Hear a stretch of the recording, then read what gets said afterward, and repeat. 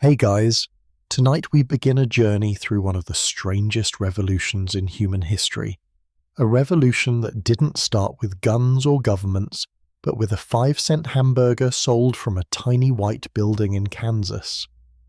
Tonight, we're going back to 1921, to a time when eating a hamburger was considered dangerous, even disgusting. We're going to discover how two men changed the way an entire nation ate, how they turned suspicion into trust, and how they accidentally created something that would eventually take over every street corner in America. This is the story of the very first fast food restaurant, and trust me, it's nothing like what you think. So before we dive deep into this strange and fascinating tale, I'd love it if you could take just a moment to subscribe to the channel and hit that like button, but only if tonight's story truly resonates with you. And hey, I'm curious, where are you right now? Are you in bed on a late-night drive or maybe walking under the stars? Drop a comment and let me know where in the world you're listening from. I read every single one. Now, dim those lights, get comfortable, maybe turn on a fan for that gentle background hum, and let's travel back in time together. Picture this. It's the spring of 1921. Wichita, Kansas. A small city on the Great Plains where cattle ranches stretch for miles and the wind never seems to stop blowing. The streets are dusty. Model T Fords rumble past wooden storefronts, and on a corner lot something unusual is being built. It's small, maybe only 15 feet wide. The walls are made of white porcelain-coated steel panels that gleam in the sunlight. It looks like a tiny castle. In fact, that's exactly what it's supposed to look like. This is White Castle, and it's about to change everything. But to understand why this little white building mattered so much, we need to go back a bit further, because in 1921 most Americans were terrified of hamburgers. Not uncomfortable, not hesitant, terrified, and they had good reason to be. 15 years earlier, a man named Upton Sinclair had published a book called The Jungle. It was meant to expose the horrible working conditions in Chicago's meatpacking plants. But what Americans remembered wasn't the workers, it was the meat. Sinclair described diseased cattle, rats running across piles of ground beef, workers with tuberculosis coughing over the food, and meat so rotten it had to be treated with chemicals just to hide the smell. The book became a sensation. People stopped eating hamburgers almost overnight. Ground meat became associated with poverty, filth, and sickness. If you ate a hamburger in 1921, people looked at you like you were taking your life into your own hands. This is where our two heroes enter the story. The first is Walt Anderson. He's a short, quiet man with a thick moustache and calloused hands. He's been cooking hamburgers since 1916. Flipping them on a small griddle at various food stands around Wichita. Walt is obsessed with cleanliness. Obsessed. He wears a spotless white uniform. He scrubs his griddle until it shines. He's convinced that if people could just see how clean his operation is, they'd trust hamburgers again. But there's a problem. Walt is a cook, not a businessman. He knows how to make a great burger, but he doesn't know how to scale it. How to turn his small operation into something bigger. That's where Billy Ingram comes in. Billy is a real estate agent, sharp-dressed and smooth-talking, the kind of guy who could sell ice to an Eskimo, as they used to say. He meets Walt in 1921, and something clicks. Walt has the product. Billy has the vision. Together, they're going to do something nobody has ever done before. They're going to take the hamburger, that suspicious, low-class food that respectable people won't touch, and turn it into a symbol of cleanliness, efficiency, and modernity. So they open the first White Castle on a warm day in March of 1921, and everything about it is designed to send one message: trust us. The building itself is white, gleaming white, because white means clean. The walls are made of porcelain steel, smooth and spotless, because they want customers to see that nothing dirty can hide here. There are big windows too, so you can watch the cooks work. You can see every burger being made, every bun being toasted, every onion being sliced. Nothing is hidden.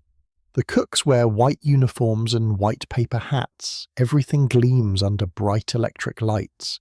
It's almost surgical, this level of cleanliness, and that's exactly the point. But here's the really clever part. Walt Anderson doesn't just cook hamburgers, he engineers them.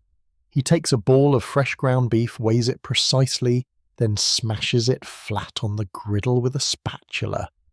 He presses it down hard, creating a thin, square patty with crispy edges. Then he pokes 5 holes in it. Why 5 holes? Because they allow the heat to cook the burger faster and more evenly. He places the patty on a bed of onions, and the steam from those onions cooks the burger from above while the griddle cooks it from below. The smell is incredible. Sweet, savoury, almost caramelized, and it's fast. Walt can cook a burger in less than a minute. He puts it on a small square bun, adds a pickle, and wraps it in white paper. Clean, simple, perfect. And the price? 5 cents, a nickel. At a time when most restaurant meals cost 50 cents or more, you could walk up to White Castle and buy a hamburger for the price of a newspaper. This wasn't just affordable, this was revolutionary. Suddenly, working-class families, factory workers, travelling salesmen, even children with pocket money could afford to eat out. The hamburger wasn't elite food, it was democratic food. Food for everyone.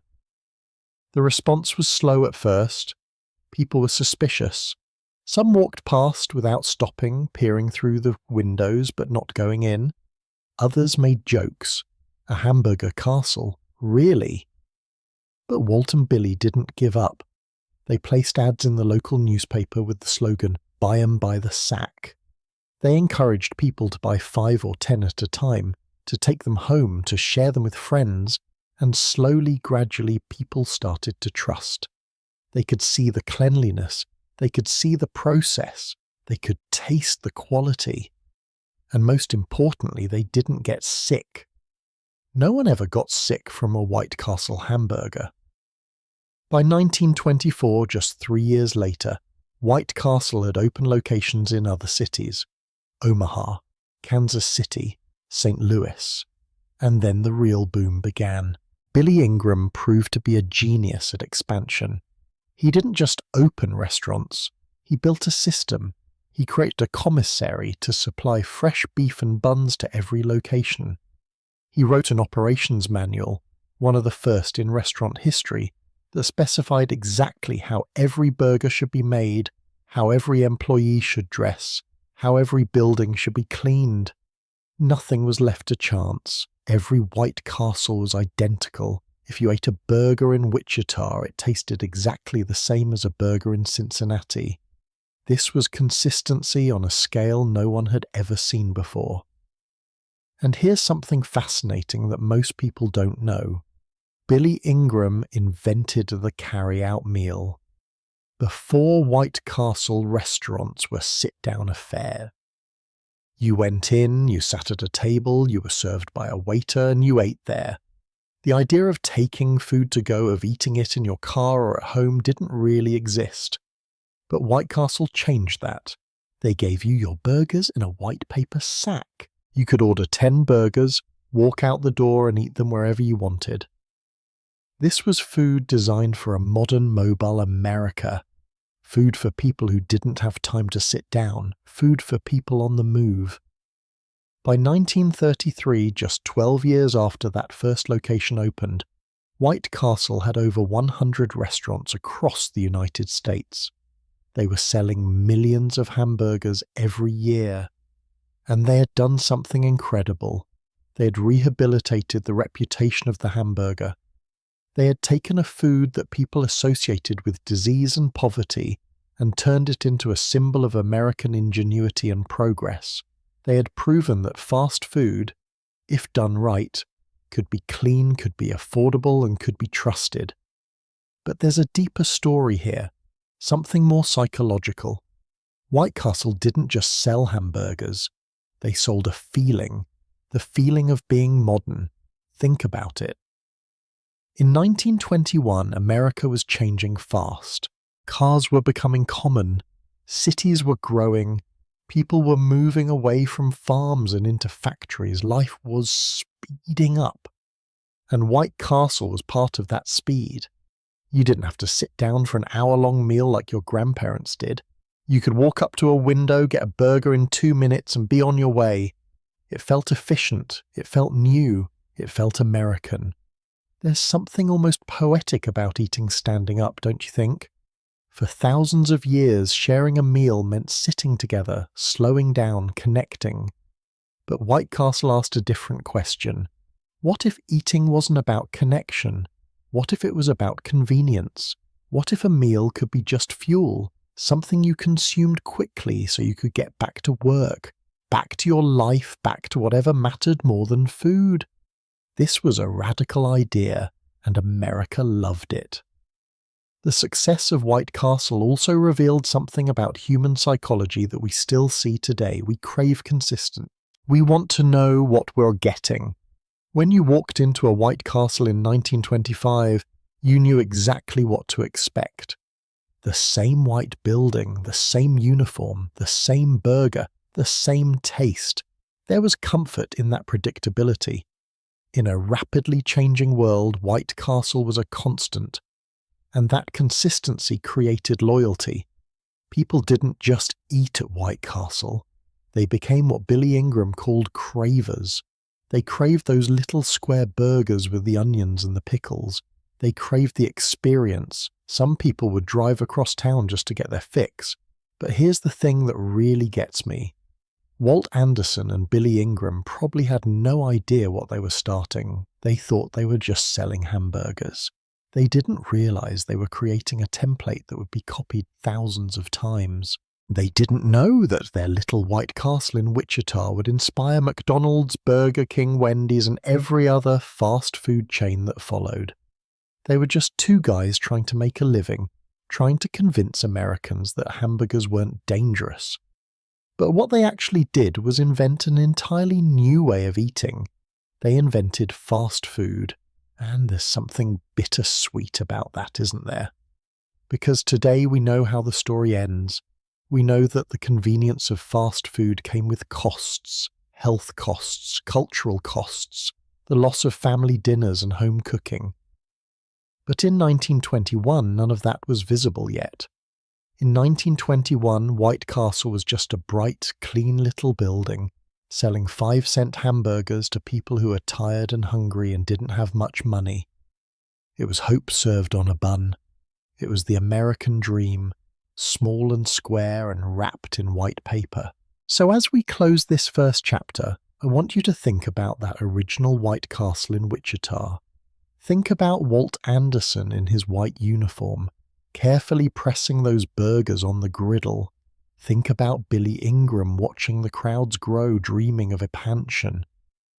They couldn't have known what they were creating. They couldn't have imagined that their innovation would spread to every corner of the globe, that billions of people would grow up eating fast food, that their little idea would become one of the most powerful forces shaping modern life. They were just trying to sell hamburgers, and they succeeded beyond their wildest dreams. But the story doesn't end with White Castle, because just 19 years later, in 1948, two brothers in California would take White Castle's ideas and transform them into something even more revolutionary. They would bring the assembly line, the very symbol of American industry, into the kitchen. They would create a system so efficient, so profitable, that it would make White Castle look quaint by comparison. And that system would launch the golden age of fast food, changing not just what we eat, but who we are. That's where we're headed next. We're now traveling west across the desert to a place where Hollywood dreams and car culture collide. Southern California, 1948. The war is over. America is booming, and in a dusty little city called San Bernardino, two brothers are about to do something that will seem absolutely crazy to everyone who knows them. They are going to close down their successful restaurant, fire all their employees, and start over from scratch. and in doing so they'll accidentally invent the modern world. Let me tell you about Dick and Mac McDonald. They're not visionaries, they're not dreamers, they're just two practical guys from New Hampshire who moved to California looking for opportunity. They tried the movie business first and failed miserably. Then they opened a hot dog stand. That did okay, and then in 1940 they opened a drive-in restaurant in San Bernardino. A proper one, with car hops on roller skates, a menu with 25 items and real china plates. And you know what? It was successful, really successful. On weekends, cars would line up around the block. The McDonald brothers were making about $200,000 a year, which in 1940 was serious money. They should have been happy. They should have been satisfied. But they weren't, because Dick and Mac McDonald had a problem that was driving them absolutely insane. Their restaurant was inefficient, chaotic even. Think about it from their perspective. 25 items on the menu meant 25 different things to prepare, 25 ways for orders to get confused, 25 opportunities for delays. The car hops were expensive to employ, and some of them were unreliable. Teenagers, mostly, who showed up late or didn't show up at all. The china plates had to be washed, which meant they needed dishwashers. The silverware had to be cleaned and polished. The whole operation required a huge staff, and coordinating all those people was exhausting. Plus, here's the kicker. Their biggest customers were teenage boys. And teenage boys in 1940s California didn't come to restaurants to eat. They came to hang out, to flirt with the car hops, to show off their cars, to cause trouble. The parking lot was constantly full of kids just loitering, which meant actual paying customers sometimes couldn't find a spot. So one night in 1948, Dick and Mac made a decision that shocked everyone. They closed the restaurant, just shut the doors. They fired all 20 car hops. They sent the dishwashers home. They told their regular customers that they were rethinking everything. And for 3 months, the McDonald brothers basically went into hiding, redesigning their entire business from the ground up. Can you imagine that? Can you imagine having a successful business and just throwing it all away because you think you can do better? That takes guts. Or maybe madness, probably both. Here's what they realized during those 3 months. The problem wasn't the food, the problem was complexity. Too many menu items, too many steps, too many people. So they made a radical decision. They were going to simplify everything, strip it down to the absolute essentials. They studied their sales records and discovered that 80% of their revenue came from hamburgers, not the barbecue, not the hot dogs, hamburgers. So they made hamburgers the focus. In fact, when they reopened, the entire menu was just 9 items. 9. Hamburgers, cheeseburgers, soft drinks, milk, coffee, potato chips, and pie. That's it. No substitutions, no special orders, no customization. You get what everyone else gets. But the really revolutionary part wasn't the menu, it was the kitchen. Dick McDonald had been thinking about something he'd seen in factories during the war. The assembly line, Henry Ford's great invention. One person does one specific task over and over, becoming incredibly fast and efficient at that task. And Dick thought, why can't we apply that to making hamburgers? So they redesigned the kitchen like a factory floor. They created stations. At the grill station, one person did nothing but cook burger patties. That was his entire job. Flip the burger, watch it cook, take it off when it's done, over and over and over. At the dressing station, another person did nothing but prepare buns. Ketchup, mustard, 2 pickles, onions. The same way every single time. At the fry station, someone made French fries. They eventually brought back fries, you see, because customers missed them. But these weren't just any fries. Mac McDonald became obsessed with finding the perfect potato, the perfect cut, the perfect cooking time. He tested hundreds of varieties before settling on Idaho Russet Burbanks. The man was serious about his fries. And here's the beautiful part. Because each person only did one thing, they got incredibly good at it. The grill guy could cook 30 burgers at once without breaking a sweat. The dressing guy could assemble a burger in 15 seconds. The system was so efficient that they could take an order and deliver a complete meal, burger, fries and drink in 30 seconds. 30 seconds. When they reopened in December of 1948, customers couldn't believe it. Drive-in restaurants typically took 20 to 30 minutes to serve you. McDonald's took 30 seconds. It was like magic. Oh, and the price. Remember how White Castle charged a nickel for a burger? Dick and Mac McDonald charged 15 cents. Still incredibly cheap, but they made up for it in volume. Because they could serve customers so fast, they could serve way more customers. On a busy day, they'd sell hundreds and hundreds of burgers. The profits were actually higher than before, even though they now had a much smaller staff. They'd gone from 20 employees down to just a handful. Fewer people, lower wages, higher profits.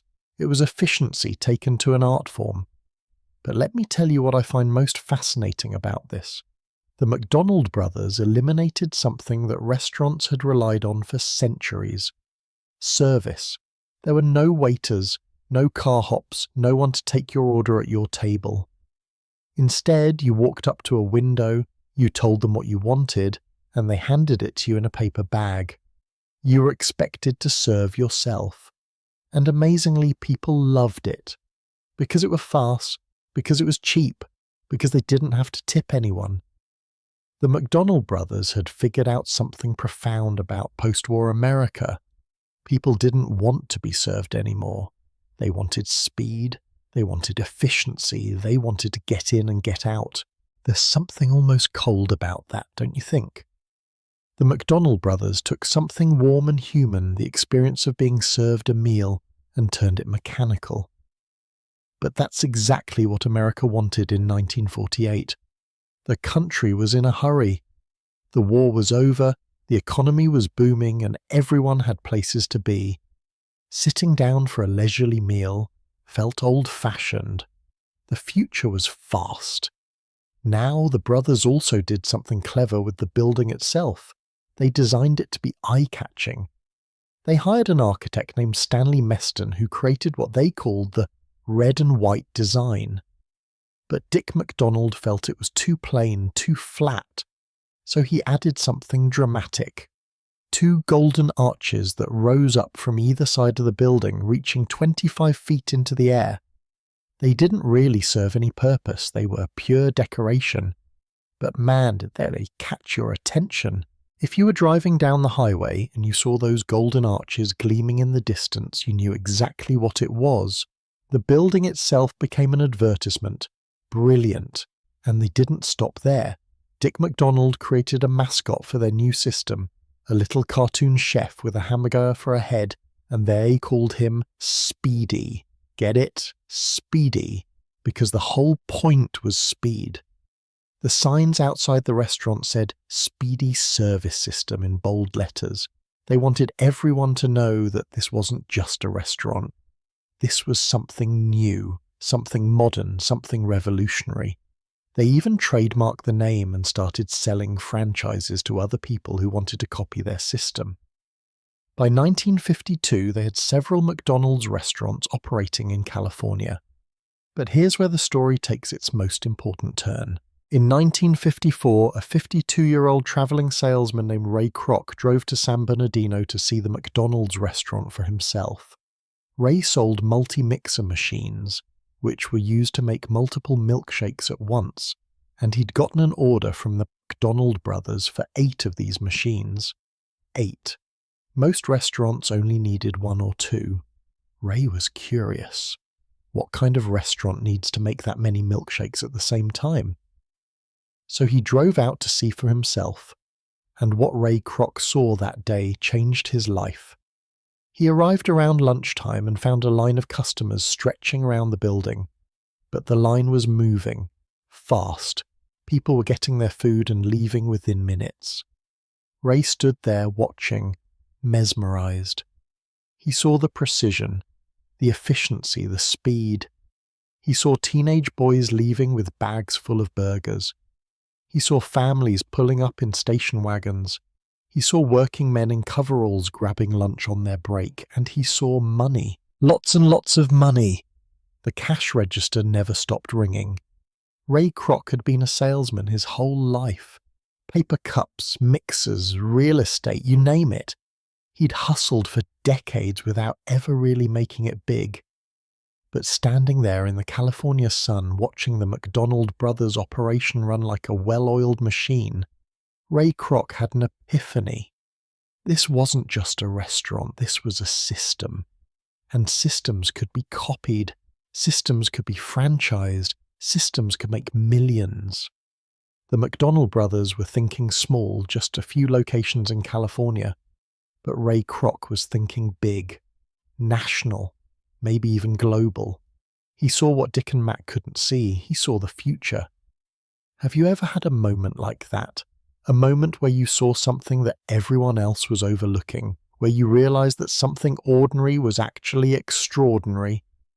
That's what happened to Ray Kroc in San Bernardino, and he wasn't going to let it slip away. He walked up to the brothers and made them an offer. Let me be your franchise agent. Let me take your system nationwide. Let me make McDonald's a household name. The brothers were skeptical at first. They had tried franchising and hadn't been impressed with the results. Some franchisees changed the menu. Some cut corners on quality. But Ray promised he'd be different. He'd maintain their standards. He'd protect their system. And eventually, reluctantly, Dick and Mac agreed. What Ray Kroc understood, and what the McDonald brothers didn't fully appreciate, was that they hadn't just created a faster way to make hamburgers. They'd created something much more profound.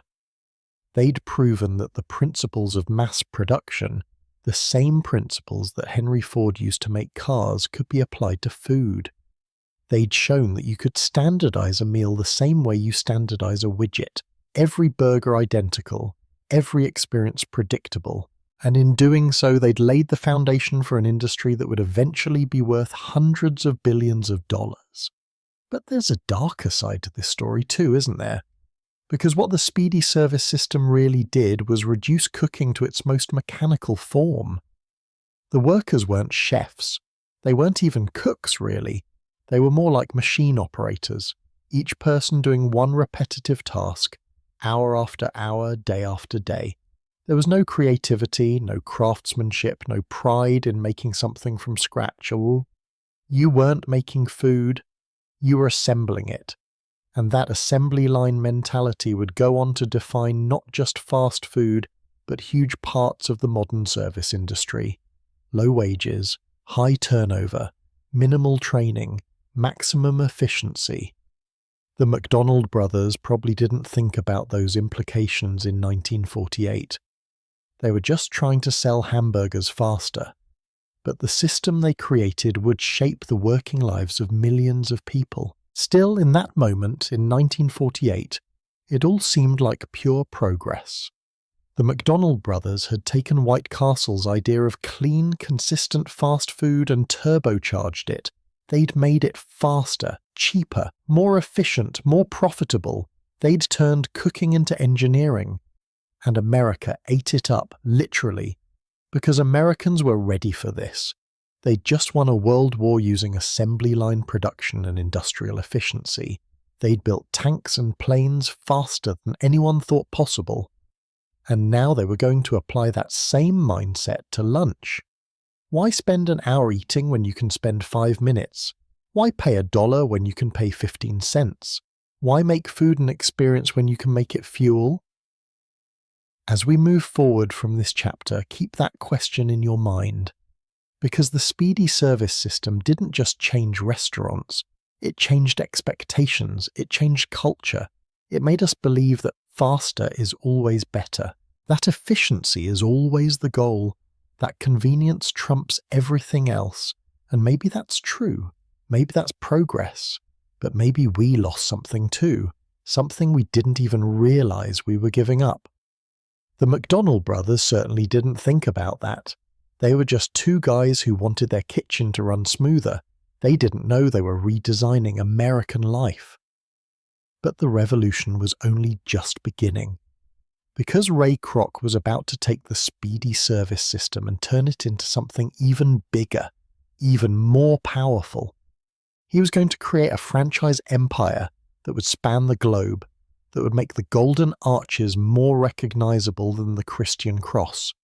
He was going to turn McDonald's into the most successful restaurant chain in human history, and the key to all of it wasn't the burgers, it wasn't the fries, it was something else entirely, something that very few people understand even today. We're about to discover what that was. There's something deeply American about eating in your car, something rebellious almost. For thousands of years, meals meant tables and chairs, sitting still, sharing space with other people. But then came the automobile, and with it a strange new question. What if we never had to leave our cars at all? What if the car itself could become the dining room? Tonight, we're exploring one of the oddest innovations in food history, one that would fundamentally change not just how we eat, but how we move through the world. This is the story of the drive-thru, and trust me, it's weirder and more fascinating than you think. Let's go back to Texas, 1921. The same year White Castle opened in Kansas, a man named Jesse Kirby was opening something different in Dallas. He called it the Pig Stand, and it was built right on the highway between Dallas and Fort Worth. Now Jesse was a smart guy, and he'd noticed something interesting. Americans were falling in love with their cars. The Model T had made automobiles affordable, and suddenly everyone wanted to drive. People were taking road trips, Sunday drives, just cruising around for the fun of it. And Jesse thought, what if we built a restaurant specifically for people who don't want to get out of their cars? So the Pig Stand worked like this. You'd pull into the parking lot and a young man, usually dressed in a crisp uniform, would literally run up to your car. They called these guys car hops, and they were fast. Athletic even. They'd take your order right there at your window, run it back to the kitchen, and then run your food back out to you on an aluminum tray that hooked onto your car door. You could sit there, engine off, and eat your barbecue sandwich while listening to the radio. It was revolutionary. No need to walk inside, no need to find a table. You just stayed in your comfortable car and the food came to you. Americans loved it. By 1924, Kirby had 10 pig stands across Dallas, selling 50,000 sandwiches a week. Think about that number, 50,000 sandwiches a week in 1924. The appetite for car dining was massive. But here's the thing about car hop service. It was expensive. You needed a lot of employees. You needed them to be fast and reliable, which meant paying them decent wages. And there was another problem. Weather. Rain, snow, scorching heat. Car hops had to work in all of it.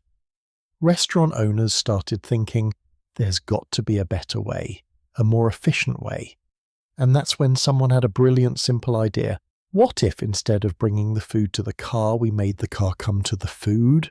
What if we just cut a window in the building and handed the food directly to the driver? No car hops needed. No running back and forth. Just a window, a speaker, and a bag of food. The first person to really figure this out was a man named Sheldon Chaney, though everyone called him Red because of his bright red hair.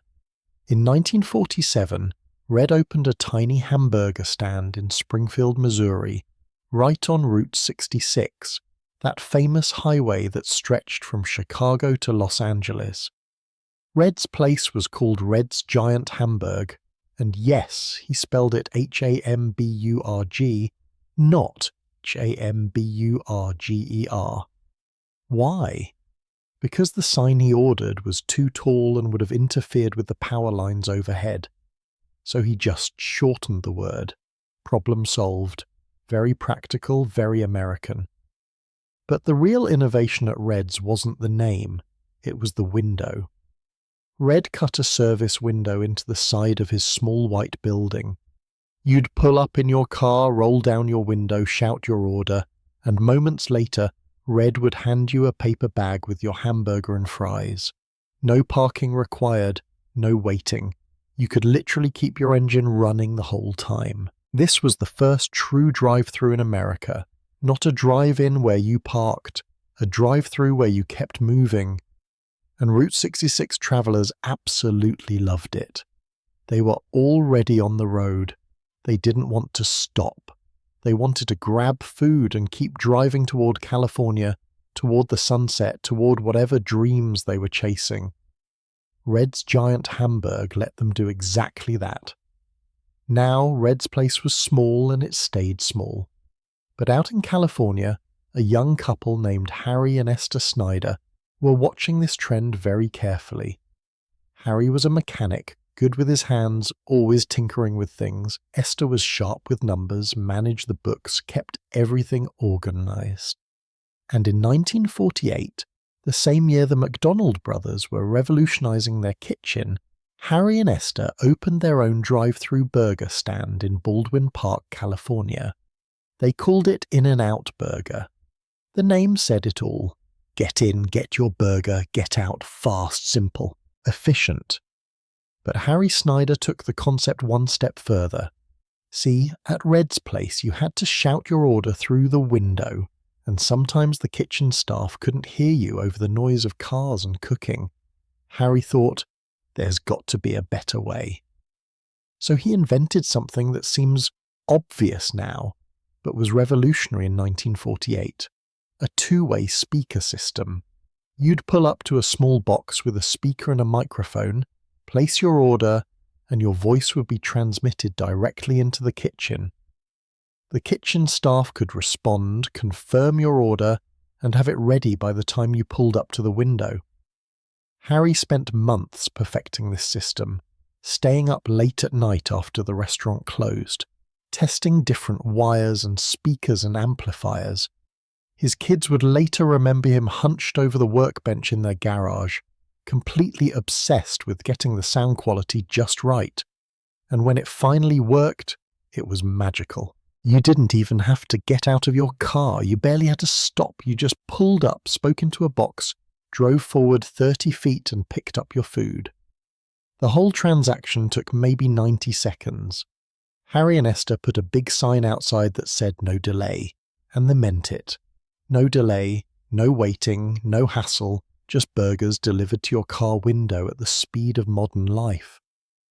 Can you imagine how futuristic that must have felt in 1948? It was like something from a science fiction movie, speaking into a box and having food appear. Magic. Other restaurants quickly copied the idea. Jack in the Box opened in San Diego in 1951 as a drive-thru only restaurant with a giant clown head on top that spoke your order back to you. Sonic Drive-In, which opened in Oklahoma in 1953, combined the old car hop style with the new speaker technology. You'd pull into a parking spot, press a button, order through a speaker, and a car hop would bring your food out on roller skates. It was the best of both worlds.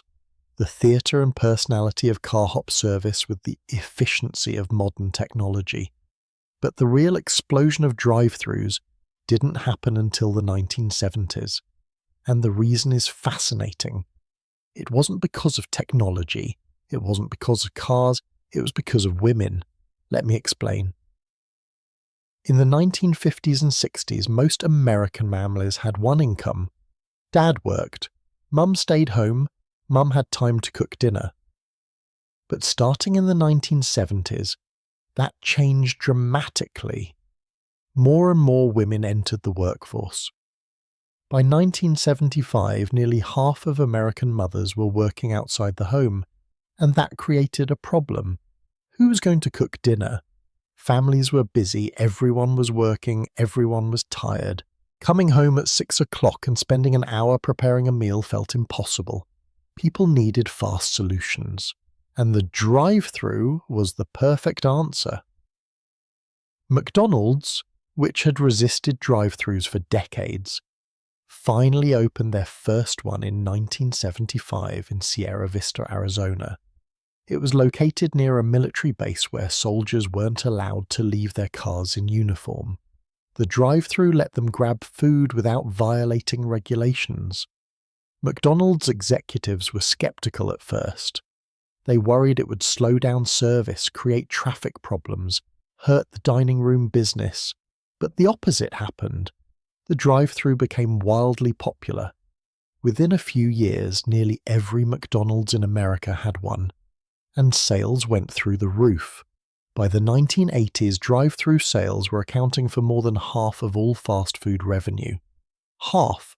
Think about what that means. Americans were literally eating most of their fast food while sitting in their cars.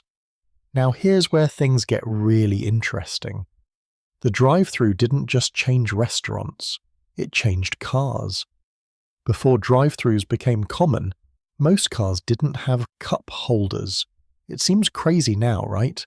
Every car today has multiple cup holders. Some can hold 6 or 7 drinks. But in the 1970s, cup holders were rare.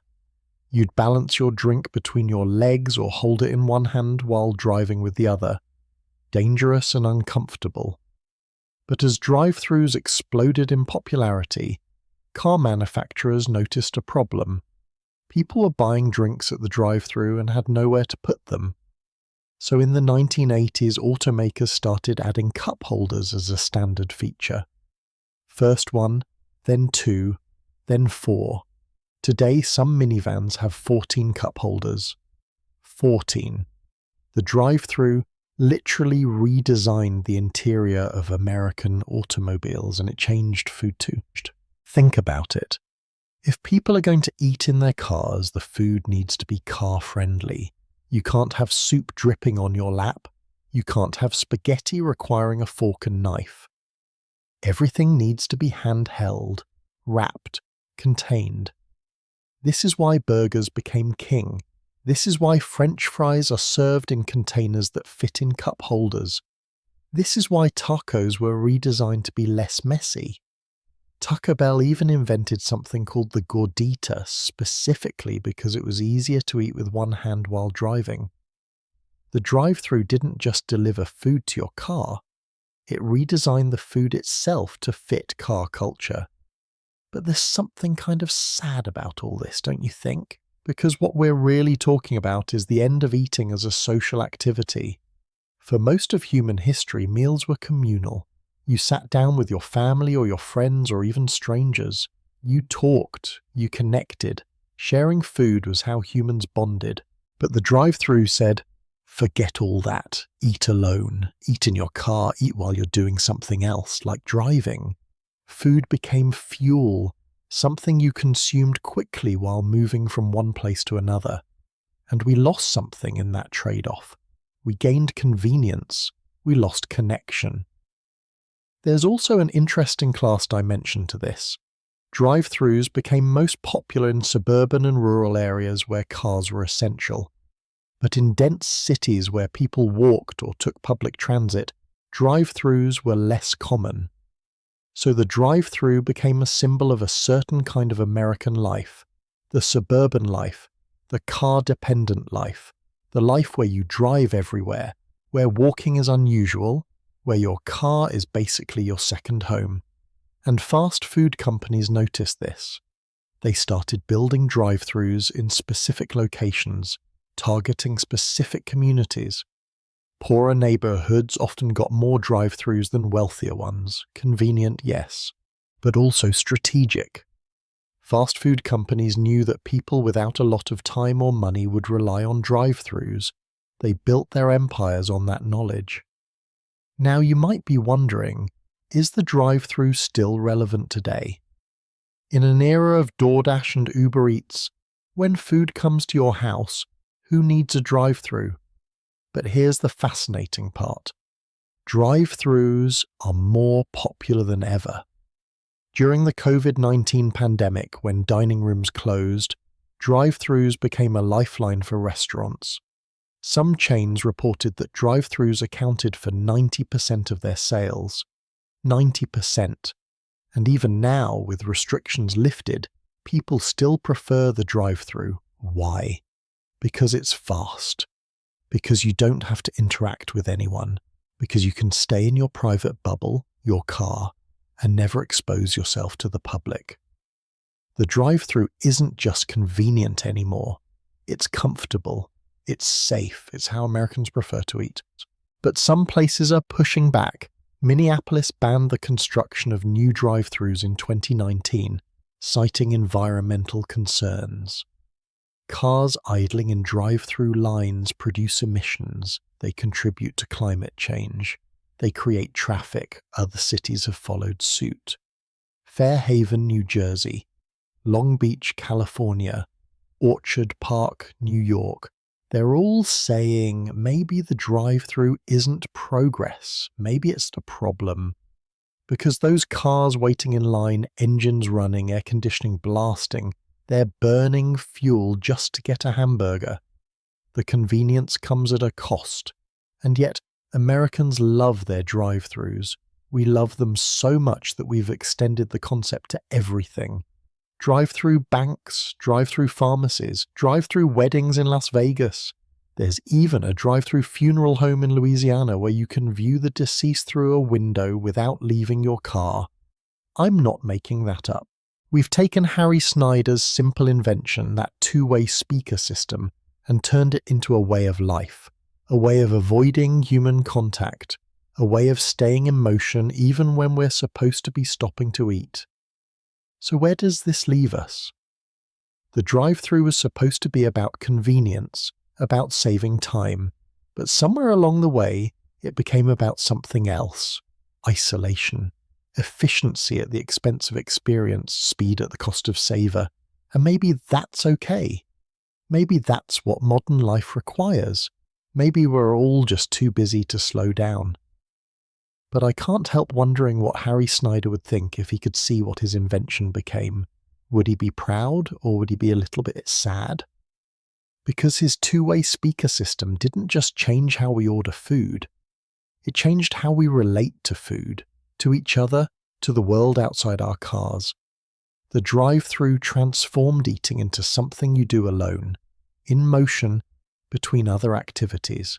And that transformation is now so complete that most of us can't imagine life any other way.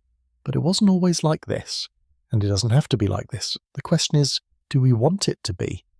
That's something worth thinking about as we continue this journey. Because the story of fast food isn't just about hamburgers and French fries. It's about the choices we make collectively, about what kind of life we want to live. And the drive-thru represents a very specific choice. The choice of convenience over everything else.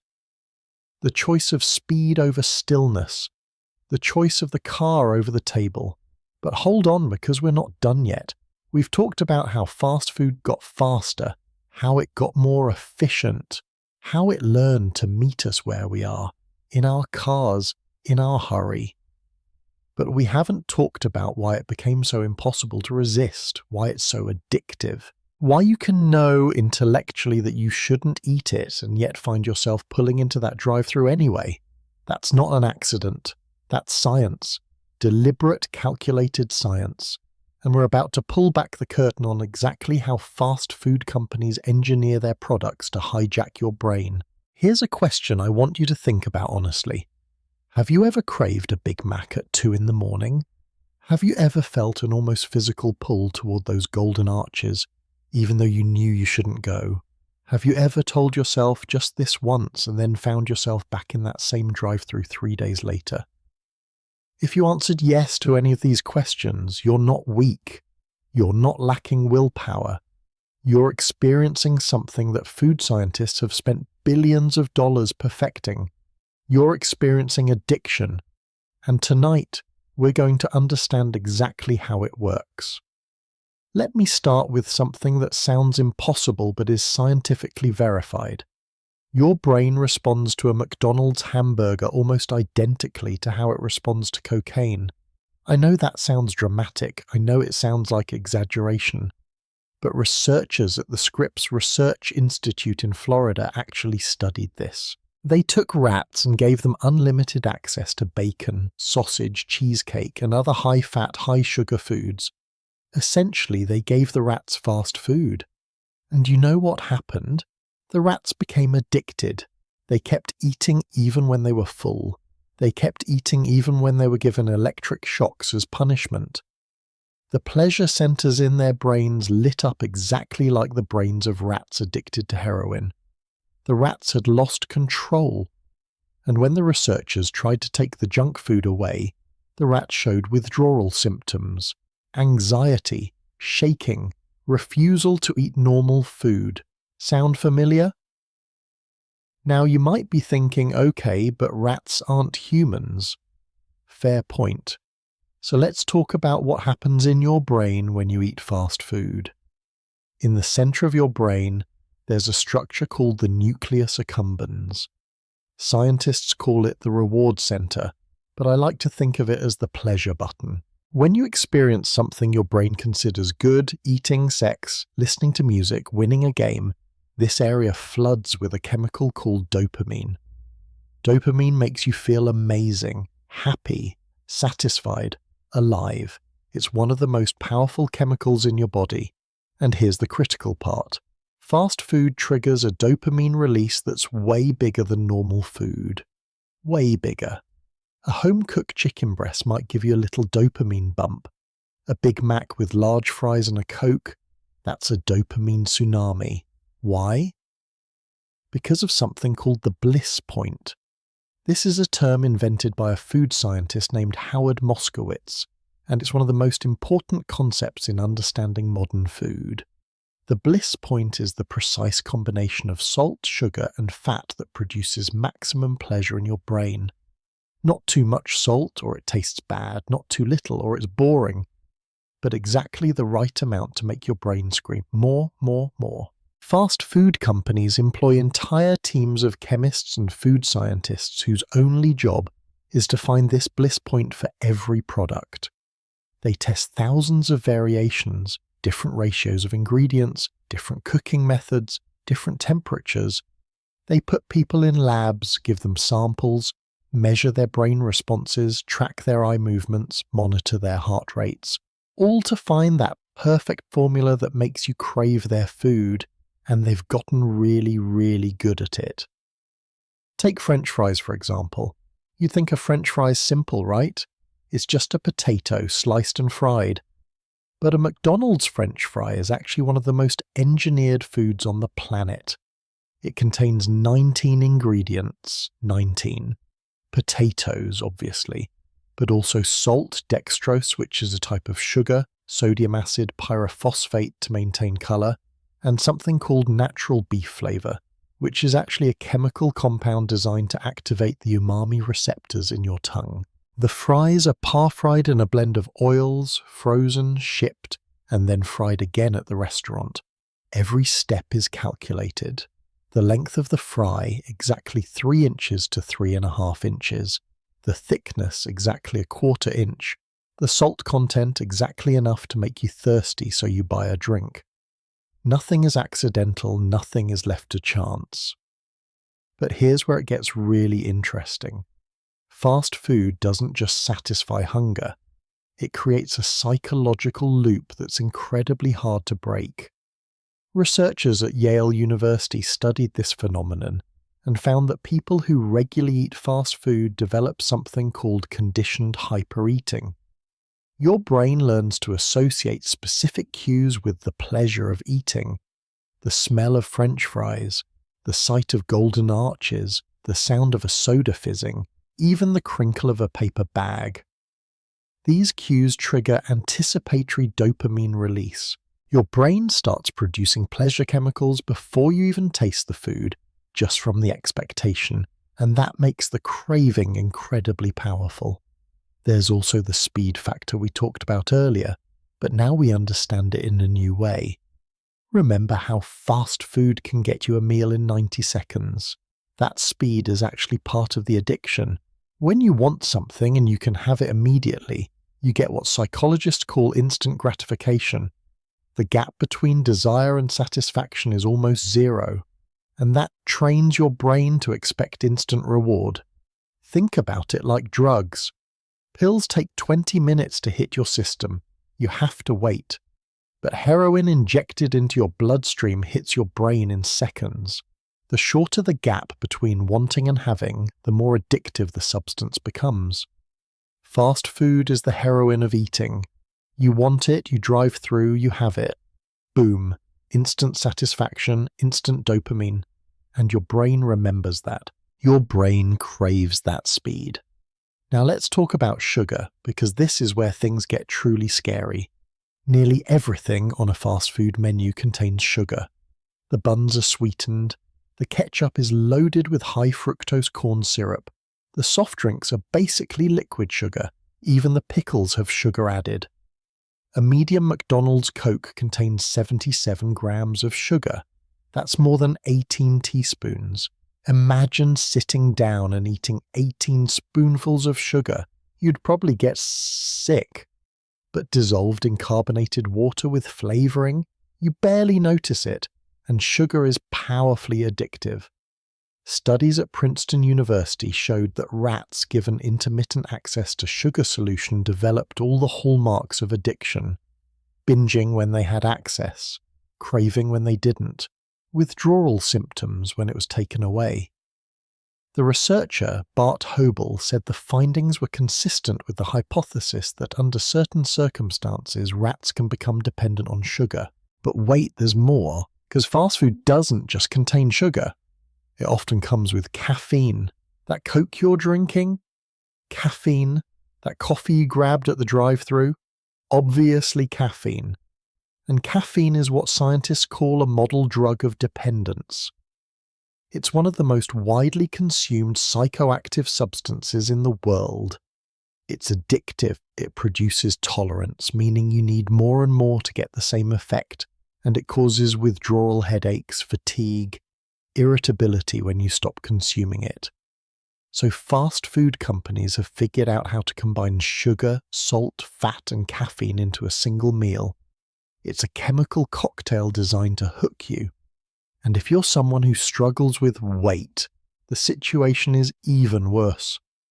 Research shows that obese individuals often have fewer dopamine receptors in their brains, specifically something called D2 receptors.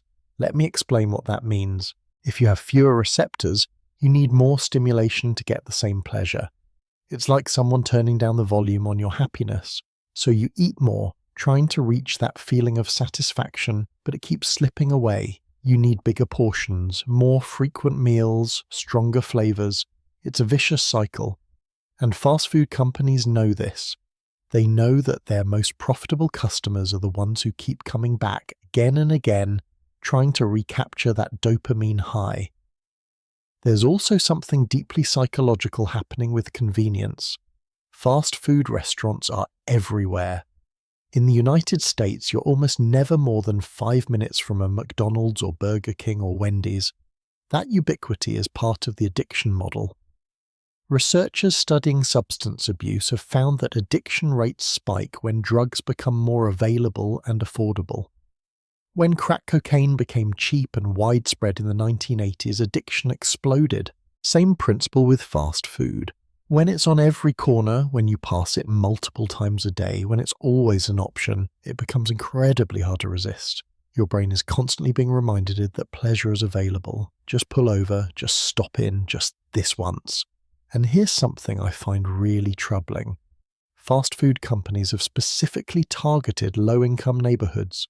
Studies have shown that poorer areas have significantly higher concentrations of fast food restaurants than wealthy areas. Why? Because people with less money and less time are more vulnerable to the convenience argument. If you're working 2 jobs, exhausted, barely making ends meet, the idea of cooking a healthy meal from scratch feels impossible. The drive-thru is right there. It's cheap, it's fast, it's comforting. And if you're stressed, which people in poverty often are, you're even more susceptible to craving high-fat, high-sugar foods. Stress increases cortisol, which increases appetite, particularly for calorie-dense foods. It's biological. Fast food companies have built their empires by understanding and exploiting these patterns. But let me tell you about one of the sneakiest tricks in the fast food playbook. It's called the completion point, and it's genius in a really dark way. Food scientists discovered that if you make food too satisfying, people will eat it and feel full and stop. That's bad for business. But if you make food just satisfying enough to taste good, but not satisfying enough to make you feel truly full, people will keep eating. And eating and eating. Think about how fast food burgers are designed. They're soft, they almost melt in your mouth. You barely have to chew. The bun is fluffy, the patty is thin. You can eat one in maybe a minute and you don't feel full. You feel like you could eat another. So you order a second burger, or large fries, or a dessert. The food is engineered to be incomplete, to leave you wanting more. It's designed for overconsumption. Now, I know what some of you are thinking. If it's so addictive, why don't we treat it like cigarettes or alcohol? Why aren't there warning labels on Big Macs? Well, some people are trying. There have been lawsuits. In 2002, a group of teenagers sued McDonald's claiming the food made them obese. The case was dismissed, but it started a conversation. Since then, fast food chains have been required to post calorie information. Some cities have banned toys in Happy Meals unless the meal meets certain nutritional standards. There is a growing movement to treat fast food as a public health crisis, not just a personal choice issue, but the industry fights back hard. They argue that people have free will, that nobody forces you to eat fast food, that obesity is about personal responsibility, not corporate manipulation. And on the surface, that sounds reasonable. But here's the thing. When a team of scientists spends millions of dollars engineering a product to be as addictive as possible, using your brain chemistry against you, exploiting your stress and your exhaustion and your financial situation, is that really free choice? Or is it something else? Is it predatory? I'm not going to tell you what to think, but I do think it's worth asking the question. Let me give you a personal example to make this real. I talked to a woman named Sarah for this story. She's 32, works as a nurse, has 2 kids. She knows fast food is unhealthy. She's a medical professional. She understands nutrition. But she told me she eats fast food 4 or 5 times a week. Why? Because after a 12-hour shift at the hospital, exhausted, still in scrubs, she drives past a Taco Bell on her way home. And in that moment, the idea of going to the grocery store, shopping for ingredients, coming home, cooking, cleaning up, it feels overwhelming, impossible. But the Taco Bell is right there. Bright lights, easy parking, 5 minutes, and she has dinner for her whole family. And it's not just convenience, she said. It's comfort. After a hard day, that familiar taste, those flavors she's known since childhood, they make her feel better, less stressed. They give her a moment of pleasure in an otherwise difficult day. That's the trap. Fast food isn't just food. It's emotional regulation. It's stress relief. It's a chemical hug when you need one. And the companies know this. They market it this way. Have you noticed how fast food ads almost never focus on the food itself anymore? They focus on feelings, family togetherness, friendship, happiness. I'm loving it, remember? Not I'm eating it. Loving it. They're selling love. They're selling comfort. They're selling the idea that their food will make your life better, easier, happier. And when you're stressed and tired and overwhelmed, that message is incredibly powerful. There's one more piece to this puzzle, and it's about memory. Our brains are wired to remember where we found high-calorie food because evolutionarily, that kept us alive. If you found a tree full of ripe fruit, your brain made sure you remembered exactly where that tree was so you could go back. Fast food hijacks this ancient system. Your brain remembers that the McDonald's on 5th Street gave you that dopamine rush. It files that information away as important. And then, when you're driving and you see those golden arches, your brain says, hey, remember this place? Remember how good it made us feel? And suddenly you're hungry even if you weren't 2 minutes ago. The craving appears out of nowhere. That's not weakness. That's millions of years of evolution being exploited by modern food science. So where does this leave us? Are we all just helpless victims of neuroscience? Are we doomed to be controlled by abyss points and dopamine loops? I don't think so. But I do think awareness is the first step. Understanding that fast food is literally designed to be addictive, that your cravings aren't random, that your brain is being manipulated, that knowledge gives you power. It doesn't make the cravings go away, but it helps you see them for what they are. Not truth, not need, just chemicals and conditioning. The fast food industry has spent a century figuring out how to make their products irresistible. They've turned eating into a science experiment, and we're the test subjects. They've discovered the exact combination of ingredients that lights up our brains like a Christmas tree. And they've made these products cheap, fast, and available everywhere. It's an almost perfect system for creating dependence. But it's not unbeatable. People do break free. People do change their eating habits. It's hard. It requires understanding what you're up against. But it's possible. And here's the thing. This isn't where the story ends. Because the addiction, the brain chemistry, the engineered cravings, those are just tools. Tools used to build something much bigger. An empire. A global system. Fast food didn't stay a small business in California or Kansas. It became a worldwide phenomenon, one of the most successful business models in human history. And the man who figured out how to make that happen, how to take this addictive product and spread it across the entire planet, was a middle-aged milkshake machine salesman with a dream. His name was Ray Kroc, and we're about to discover how he turned a single hamburger stand into an empire that would reshape global culture. Sometimes the person who changes everything isn't the inventor, it's the salesman, the person who sees potential where others see just a product. The person who understands that what you're really selling isn't hamburgers or milkshakes or French fries. What you're really selling is a system, a replicable, scalable, profitable system. And nobody understood this better than Ray Kroc. Tonight, we're diving into one of the most fascinating business stories of the 20th century. How a 52-year-old man who'd failed at almost everything he'd tried took someone else's idea and turned it into the most recognizable brand on planet Earth. This isn't just a story about business success. It's a story about obsession, vision, and the thin line between inspiration and theft. Ray Kroc was not a young man when he discovered McDonald's.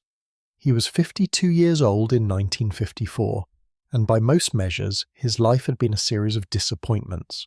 He'd been a piano player during the Jazz Age, then a paper cup salesman, then a real estate agent in Florida during the boom, which went bust. Then back to sales, this time selling multi-mixer machines, devices that could make 5 milkshakes at once. And he was good at it, good enough to make a living, but he was never going to get rich selling milkshake machines. He knew that. He was driving around the Midwest, staying in cheap hotels, eating bad diner food, watching younger men pass him by. At 52, Ray Kroc was running out of time to make his mark on the world. And then he got that order from San Bernardino, 8 multi-mixers for one restaurant. That was unusual. Extremely unusual. Most restaurants bought 1, maybe 2. 8 meant they were making an incredible volume of milkshakes. Ray was curious, but more than that, he was desperate. Desperate for something bigger, something meaningful. So he drove to California to see this McDonald's place for himself. And what he saw that day changed his life. But here's what's interesting. Ray didn't see hamburgers. He didn't see French fries or milkshakes. He saw something much more valuable. He saw a system that could be copied, endlessly, perfectly, profitably. Let me paint the picture for you. Ray stood in that parking lot in San Bernardino, watching the McDonald brothers' operation during lunch rush. Lines of customers, but the lines moved fast. Orders placed, food delivered, customers leaving satisfied, all within minutes. And Ray noticed something the McDonald brothers probably took for granted. Every single hamburger was identical. Every order of fries was the same. Every experience was predictable. And that predictability was the secret. Because Americans in 1954 were moving around more than ever. The interstate highway system was being built. Families were taking road trips. Businessmen were traveling for work. And when you're in a strange town, exhausted, hungry, you don't want adventure.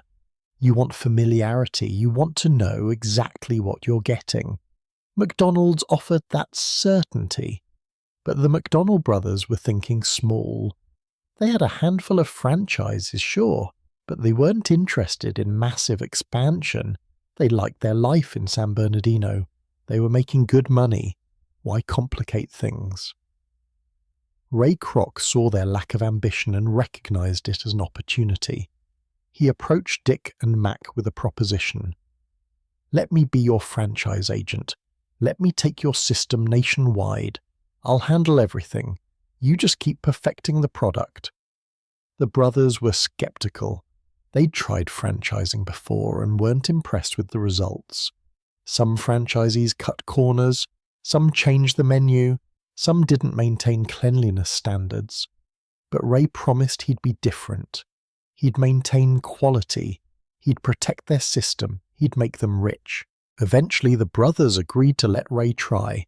They signed a contract giving him franchising rights. Ray's cut would be just 1.9% of sales, a tiny fraction. But Ray didn't care about the percentage.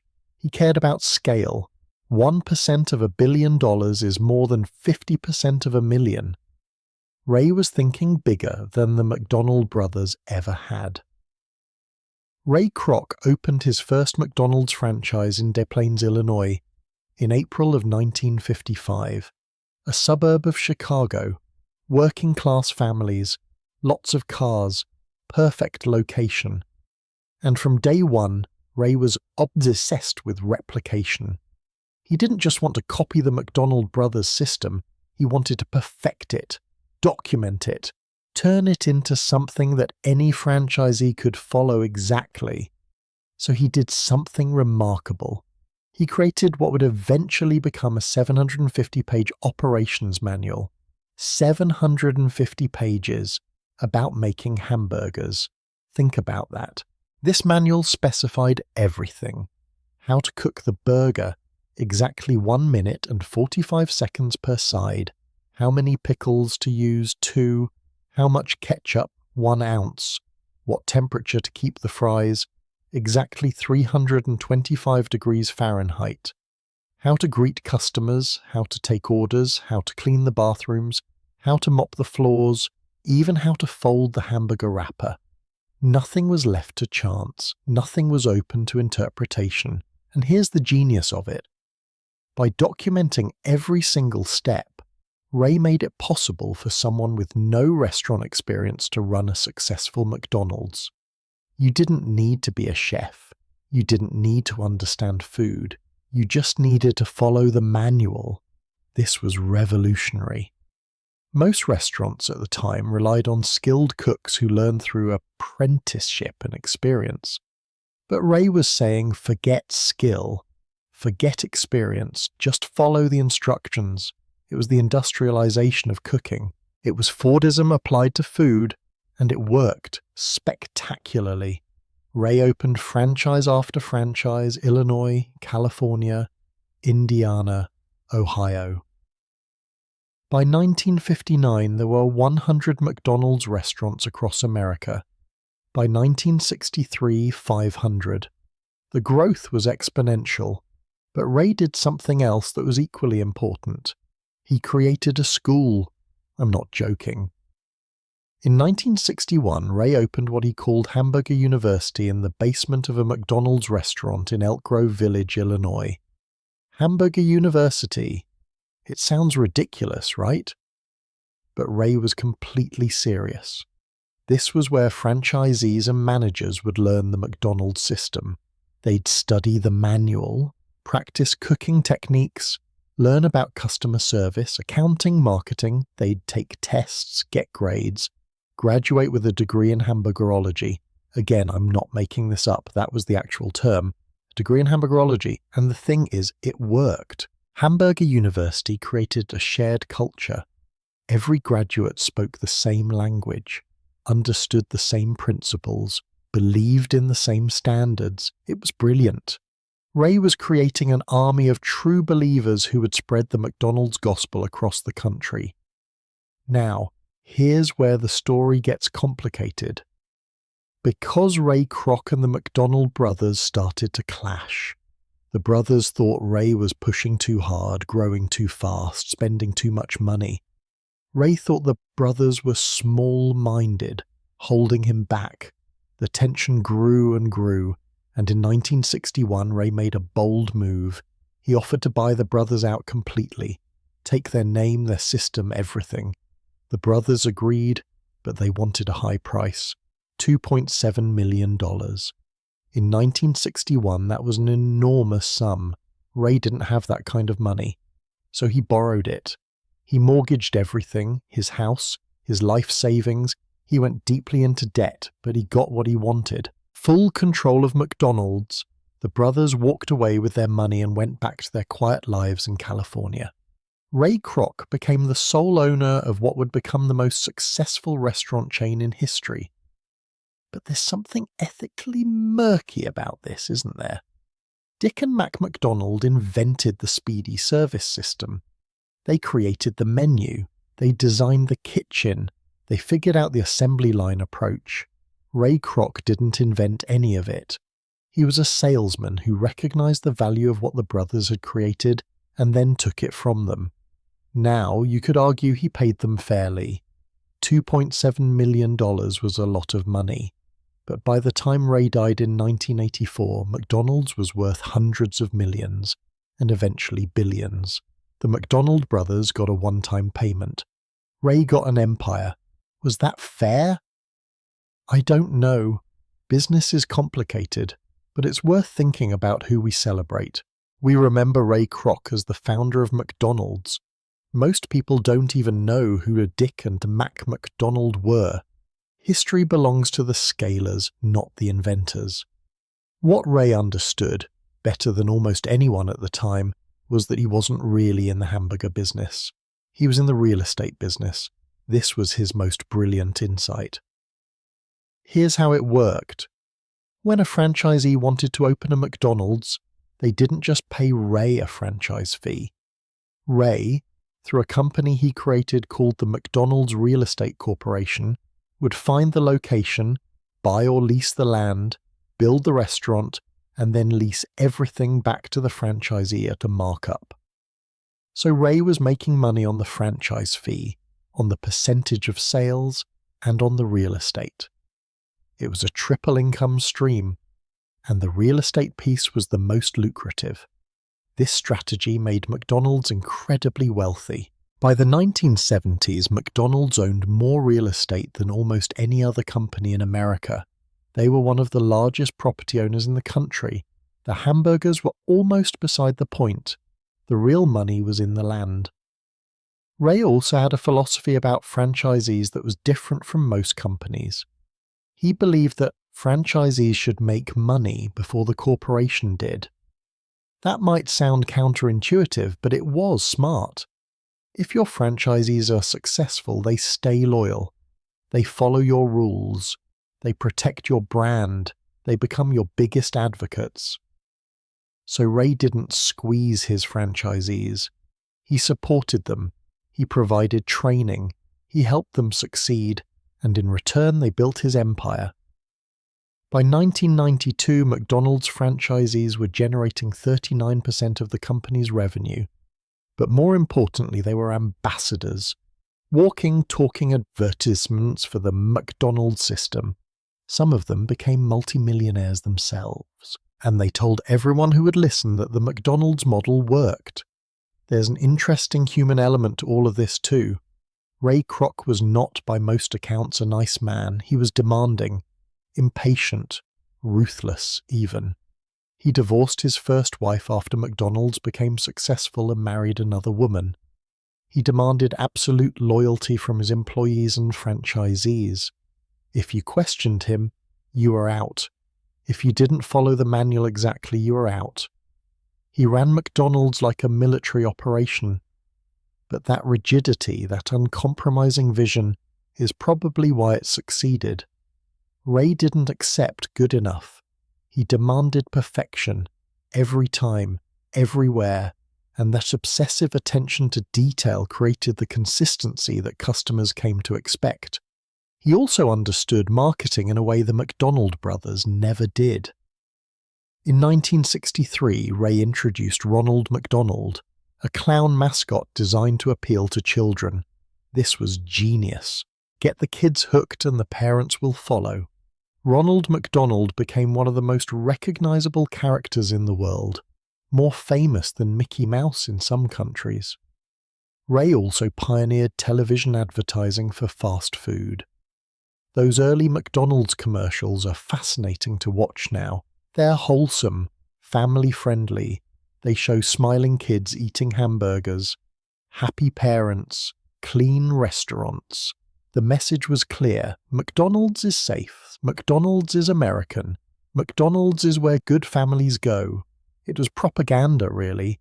Brilliantly effective propaganda. And then there's the Happy Meal, introduced in 1979. A burger, fries, a drink, a toy, all in a colourful box designed to delight children. The Happy Meal wasn't just food. It was an experience, a collectible. Kids would beg their parents to go to McDonald's not because they were hungry, but because they wanted the toy. And McDonald's would partner with movie studios, Disney especially, to include toys from popular films. Star Wars toys, Lion King toys, Pokemon toys. This created a feedback loop. Movies advertised McDonald's. McDonald's advertised movies. Kids wanted both. Parents paid for both. It was marketing symbiosis, and it worked. The Happy Meal became one of the most successful product launches in history. But let's zoom out for a moment and think about what Ray Kroc really created. He didn't just build a restaurant chain. He built a model for replication, for turning human skill into mechanical process, for scaling personal service into impersonal efficiency. The McDonald's model has been copied by almost every industry you can think of. Hotels, coffee shops, retail stores, even hospitals and schools have adopted McDonald's-style standardization. There's a term for this, coined by sociologist George Ritzer. He called it McDonaldization, the process by which the principles of the fast food restaurant efficiency, calculability, predictability, and control come to dominate more and more sectors of society. Think about that. Ray Kroc didn't just change how we eat. He changed how we think about organization, about work, about life itself. And the franchising model Ray perfected, it became the backbone of American business expansion. Subway, Domino's, Pizza Hut, Holiday Inn, H&R Block, all of them use variations of the McDonald's franchise model. Ray proved that you could build a massive corporation without owning or operating most of the locations. You just needed a good system and people willing to invest in it. It was democratized capitalism in a way. Anyone with some capital and a willingness to work hard could own a McDonald's and potentially become wealthy. The American dream, franchised and sold by the slice. By the time Ray Kroc died in 1984, there were over 7,500 McDonald's restaurants in 32 countries. The Golden Arches were becoming a global symbol. But Ray's vision went even further.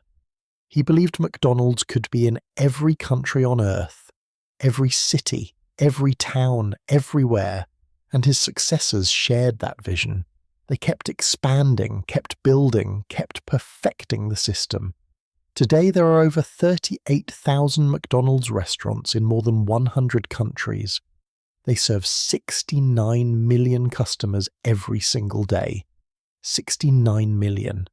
That's roughly the entire population of the United Kingdom eating at McDonald's every 24 hours. It's staggering. It's unprecedented. It's exactly what Ray Kroc dreamed of. But success on that scale comes with consequences, cultural consequences, economic consequences, health consequences. Because once you've built a system this efficient, this profitable, this dominant, you can't just serve food anymore. You become something else. You become a cultural force, an economic power, a political player. McDonald's isn't just a restaurant. It's a symbol of America, of capitalism, of globalization. And depending on who you ask, that symbol means very different things. To some, it means opportunity and innovation. To others, it means exploitation and cultural imperialism. Both can be true at the same time. Ray Kroc proved that you could take a simple idea, systematize it, document it, franchise it, and build an empire. He showed that consistency beats creativity when it comes to scale.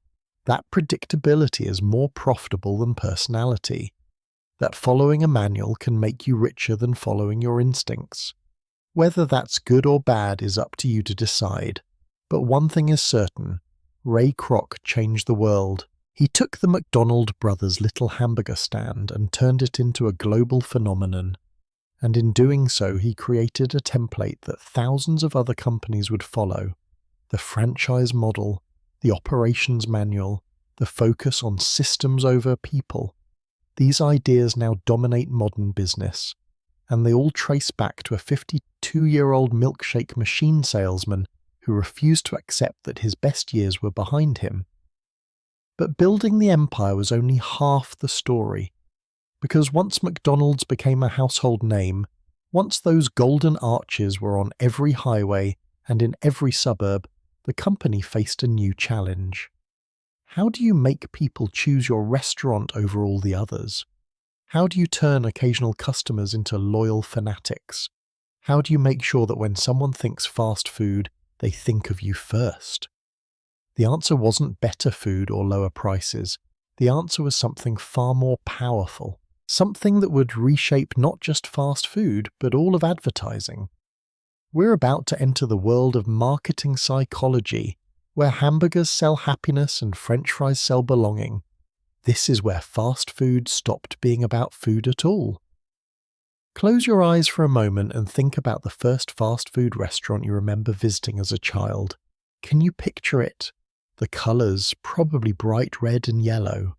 The smell, maybe French fries and something sweet. The sounds, other kids laughing, maybe a birthday party happening in the corner. And most likely there was a toy involved. A little plastic something that you absolutely had to have. Now open your eyes and ask yourself, was that a memory? Or was it an implanted desire, carefully crafted by people who studied child psychology to figure out exactly how to make you want their product for the rest of your life? Tonight, we're going to explore something that makes most people uncomfortable. How fast food companies don't just sell food. They sell identity, belonging, happiness, and nostalgia. And they start selling it to you before you're old enough to understand what's happening. Let's start with a clown.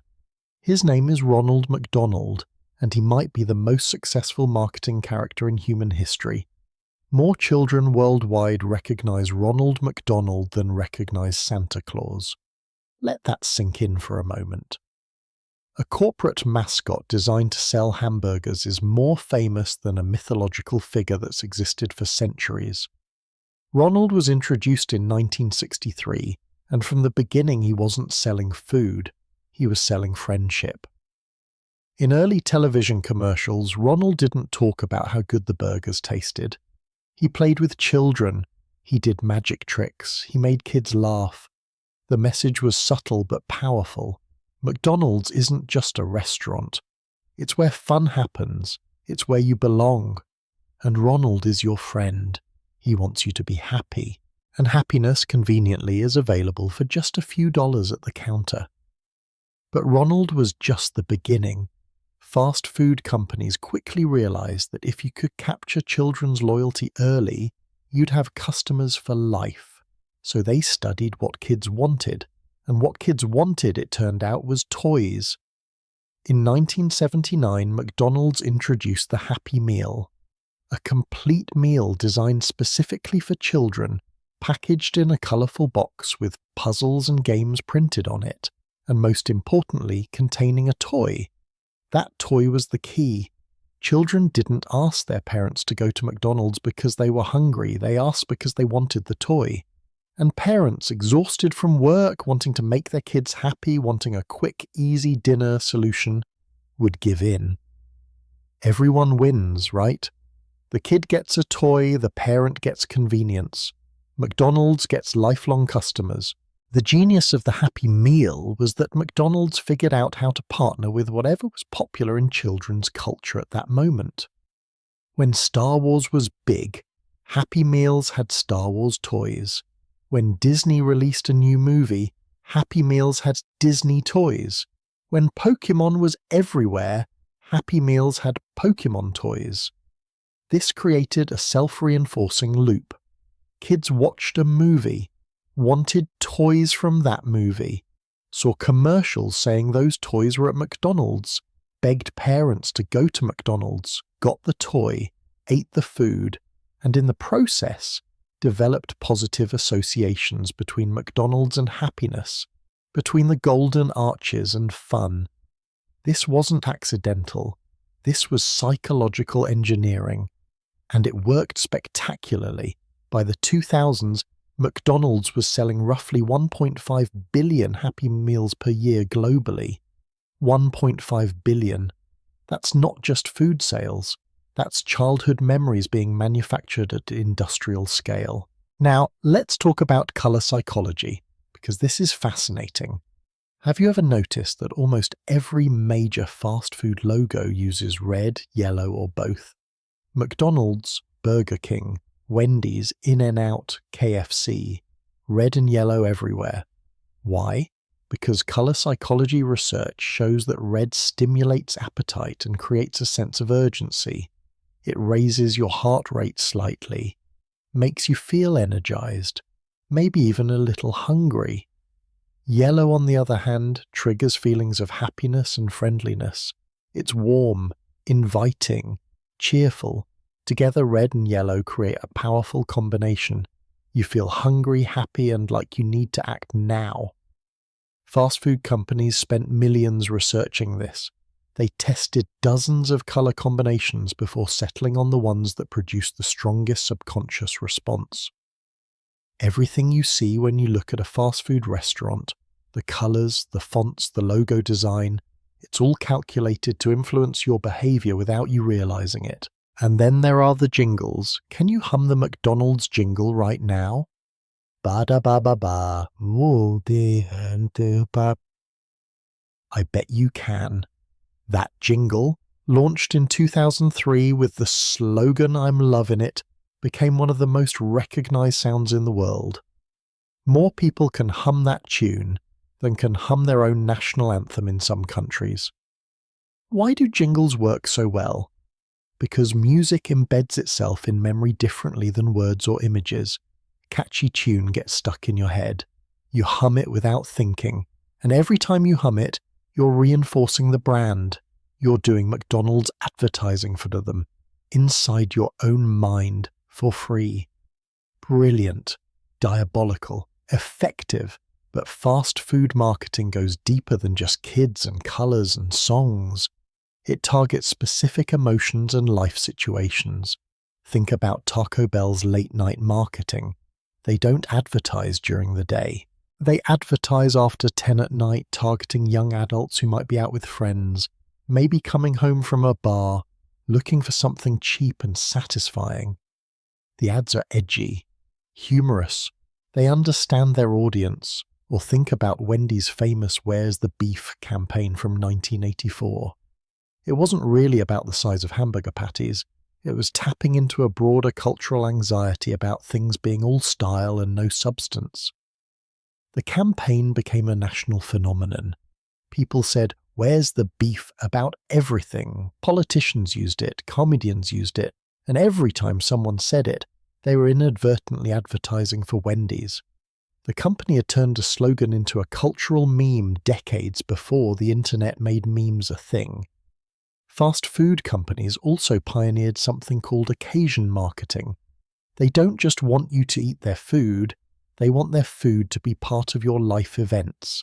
Think about birthday parties at McDonald's. How many of you had a birthday party there as a kid? Millions of people did. McDonald's created special party packages, a dedicated party room, a host. Ronald McDonald sometimes showed up. Balloons, cake, the whole experience.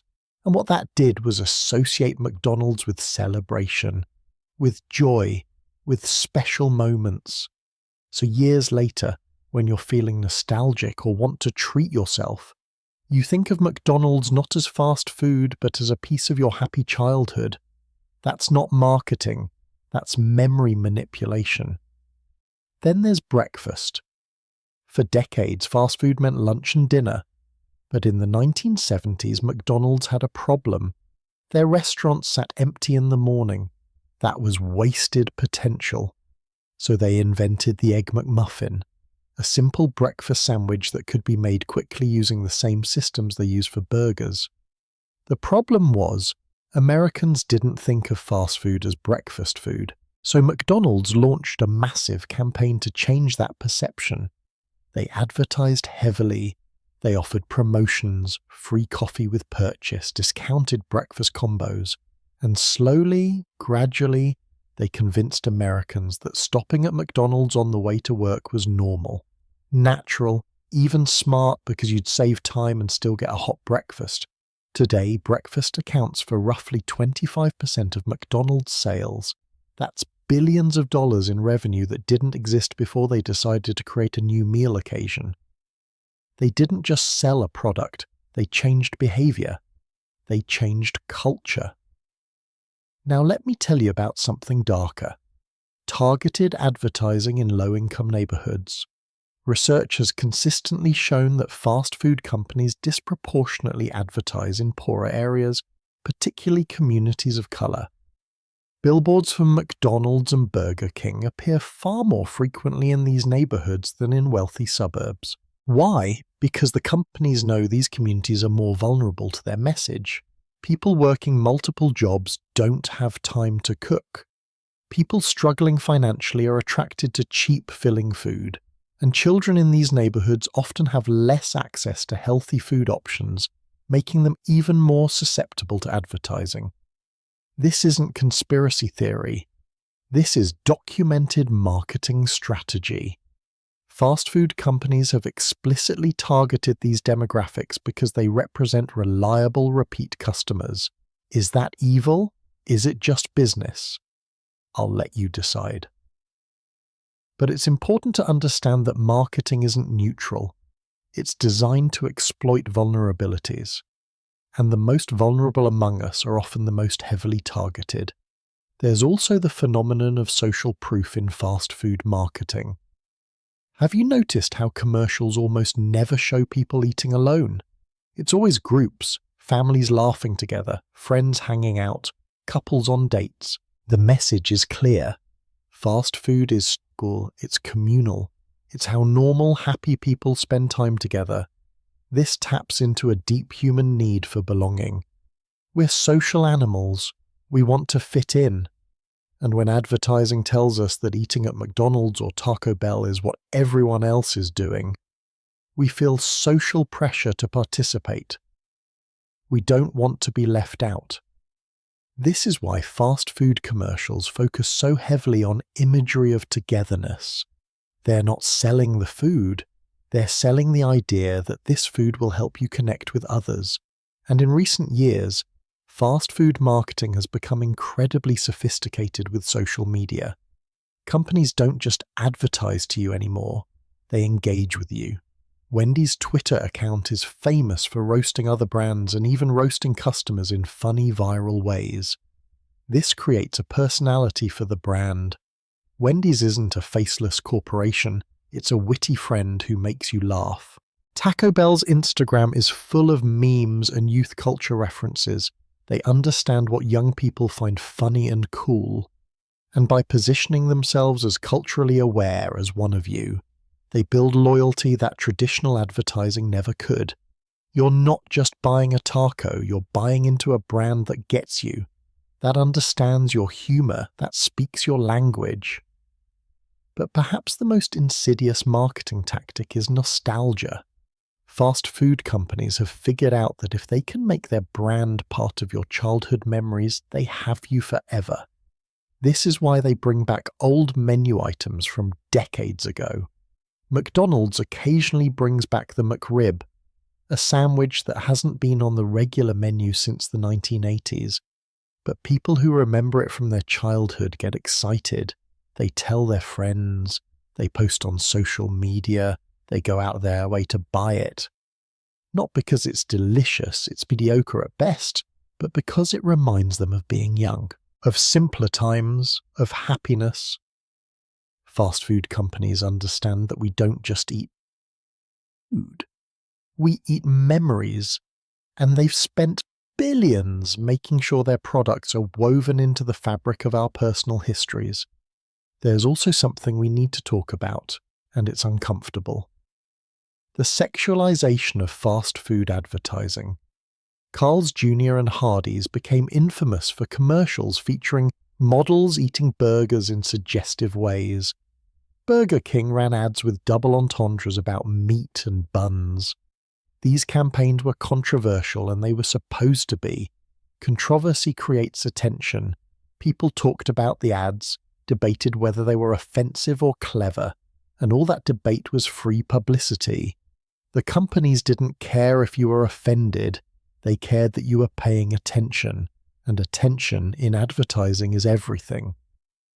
This reveals something cynical about modern marketing. Outrage is profitable. Pushing boundaries gets your brand noticed, and once you're noticed, you're already winning. Let me tell you about a study that haunts me.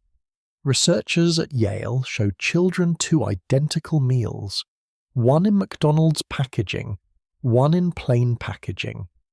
The children consistently said the McDonald's packaged food tasted better, even though the food was exactly the same.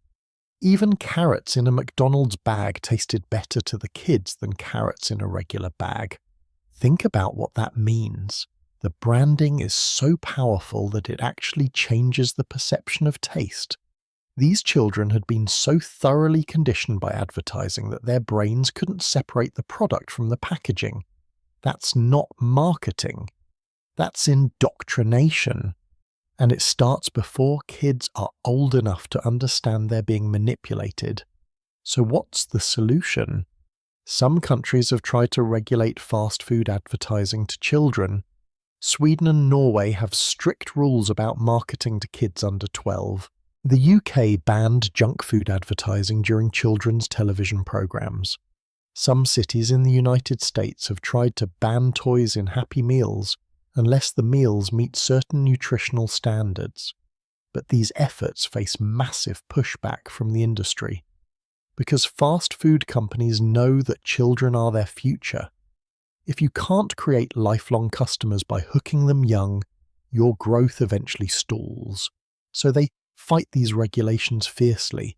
They lobby governments. They fund studies claiming advertising doesn't influence children. They argue for freedom of speech and parental responsibility, and often they win.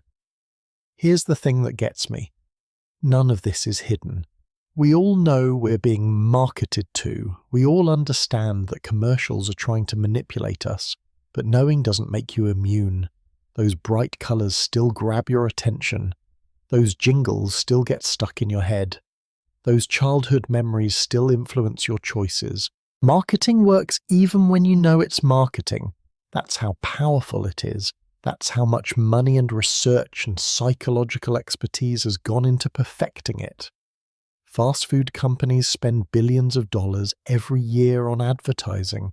Not millions, billions. Because it works. Because every dollar spent on advertising returns multiple dollars in sales.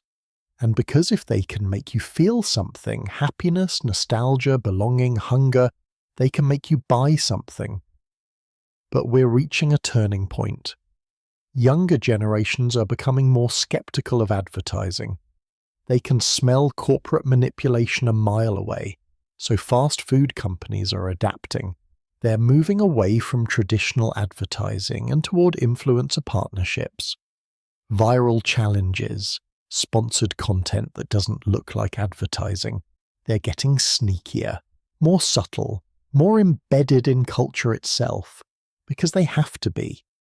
The old methods don't work as well anymore, but the goal remains the same.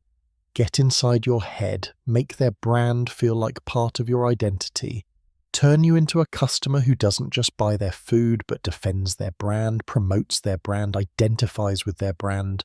And you know what's wild? It's working. People have McDonald's tattoos. They collect vintage Taco Bell merchandise. They wait in line for hours when a beloved menu item returns. They argue passionately online about which fast food chain is best, as if it's a sports team.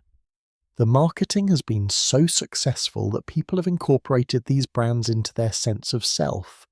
You're not just a person who occasionally eats at Wendy's. You're a Wendy's person. It's part of who you are. And once a brand achieves that level of loyalty, once it becomes identity, it's almost impossible to dislodge. So where does this leave us? We've seen how fast food companies target children, exploit psychology, manipulate memories, and turn advertising into culture.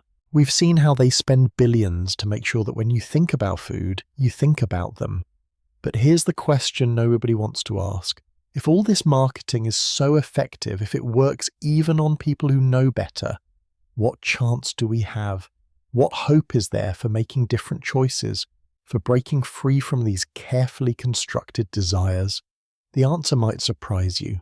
Because for all the power of marketing, for all the billions spent, there's a force even stronger beginning to push back. And that force is also you. The same people who were targeted as children are now becoming parents, workers, citizens, and some of them are starting to ask difficult questions. Starting to resist, starting to say maybe convenience isn't worth the cost. And that resistance, small as it is, has fast food companies more worried than any competitor ever could. We're about to see what happens when the marketed fight back. There's a scene that used to be common in American homes but has almost disappeared. It's around 5:30 in the evening. A mother is in the kitchen, apron on, chopping vegetables. Something is simmering on the stove. The smell fills the house. Children are doing homework at the kitchen table. A father arrives home from work, hangs up his coat and asks what's for dinner. The family sits down together an hour later. They eat, they talk, they connect. This scene, which was normal for generations, for centuries, has become rare, almost extinct. And the reason isn't technology or social change alone, it's fast food. Tonight we're going to explore how convenience slowly, quietly, completely replaced something fundamental to human life. Home cooking, and we need to ask ourselves, what did we gain? And what did we lose? Let me give you some numbers that tell the story. In 1970, Americans spent roughly $6 billion on fast food. By 2000, that number had grown to $110 billion. Let me repeat that, $6 billion to $110 billion in 30 years. That's not just growth, that's a fundamental restructuring of how an entire nation eats. And during those same 30 years, something else happened. The average American family went from spending about 2 hours per day preparing meals to spending less than 30 minutes. 2 hours to 30 minutes. We didn't gradually reduce cooking time, we essentially stopped cooking. And fast food filled that gap. But why? What happened in those 30 years that made home cooking feel impossible? The answer is complicated, but it starts with work. In 1970, roughly 40% of married mothers worked outside the home. By 2000, that number was nearly 70%. Think about what that means for a family. In 1970, most households had someone home during the day who could shop for groceries, prepare ingredients, plan meals. But by 2000, both parents were working full-time. Everyone left the house at 7 in the morning. Everyone came home at 6 or 7 in the evening, exhausted, stressed, and still needing to feed the family. The idea of spending an hour cooking dinner felt absurd, impossible, so families made a trade. They traded home-cooked meals for convenience. And fast food companies were ready and waiting to provide that convenience. But it wasn't just about time, it was also about skill. Cooking is a learned skill passed down through generations. Grandmothers taught mothers, mothers taught daughters and sons. This knowledge transfer happened naturally in the kitchen over years of practice. But when that 1970s generation stopped cooking regularly, they stopped passing down that knowledge. So the children who grew up in the 80s and 90s, many of them never learned to cook. Not really. They might know how to boil pasta or scramble eggs, but the deeper knowledge, how to season properly, how to plan a balanced meal, how to work with raw ingredients, that skill was lost. And when those children became adults and had children of their own, they couldn't teach what they'd never learned. An entire generation grew up thinking cooking was something complicated, something for professionals, something you needed a cookbook or a cooking show to understand, when the reality is, humans have been cooking for hundreds of thousands of years. It's not supposed to be complicated, but we made it so by forgetting how to do it. Let me tell you about a study that breaks my heart. Researchers asked teenagers to identify common vegetables. Many couldn't. They saw a leek and guessed it was a large green onion. They looked at an eggplant and had no idea what it was. These kids weren't stupid, they'd just never seen these vegetables before, because their families didn't buy them, didn't cook with them, ate fast food or processed food instead. And here's the thing, if you don't know what a vegetable is, you're definitely not going to cook with it. This creates a vicious cycle. Parents don't cook, so kids don't learn. Kids grow up and don't cook, so their kids don't learn. Each generation becomes further removed from the basic human activity of preparing food. And fast food companies benefit enormously from this ignorance. Because if you can't cook, you have to buy prepared food. You have no choice. Now, the fast food industry would argue they're providing a service. They'd say, look, modern life is busy. We're giving people what they need. Affordable, quick meals so they can focus on work and family. And there's some truth to that. Fast food did solve a real problem. The problem of time scarcity. But it also created new problems. Problems we're still reckoning with today. Because when you stop cooking at home, you lose control over what goes into your food. You can't control the salt, the sugar, the fat, the additives. You're eating whatever the restaurant decides to serve you. And as we talked about earlier here, what they decide to serve you is engineered to be addictive, not nutritious. There's also an economic dimension to this that's fascinating and depressing. Home cooking is significantly cheaper than eating out. A home-cooked chicken dinner might cost $8 or $10 to feed a family of 4. The same meal at a fast food restaurant costs $25 or $30. So by switching from home cooking to fast food, families are spending 2 or 3 times as much on food. Where does that extra money go? To corporations, to shareholders, to advertising budgets. It's a massive wealth transfer from families to the fast food industry. And the irony is, the families who can least afford it are often the ones most dependent on fast food. Because when you're working multiple jobs and barely making rent, you don't have time to cook. You don't have energy to shop for groceries and meal plan. So you pay the convenience premium, even though it's eating into your already tight budget. It's a poverty trap disguised as a solution. But let's talk about what else disappeared with home cooking. The family dinner table. For most of human history, meals were social events. You sat together, you talked about your day, you argued about things, you laughed, you connected. Anthropologists believe that sharing meals is one of the fundamental ways humans bond.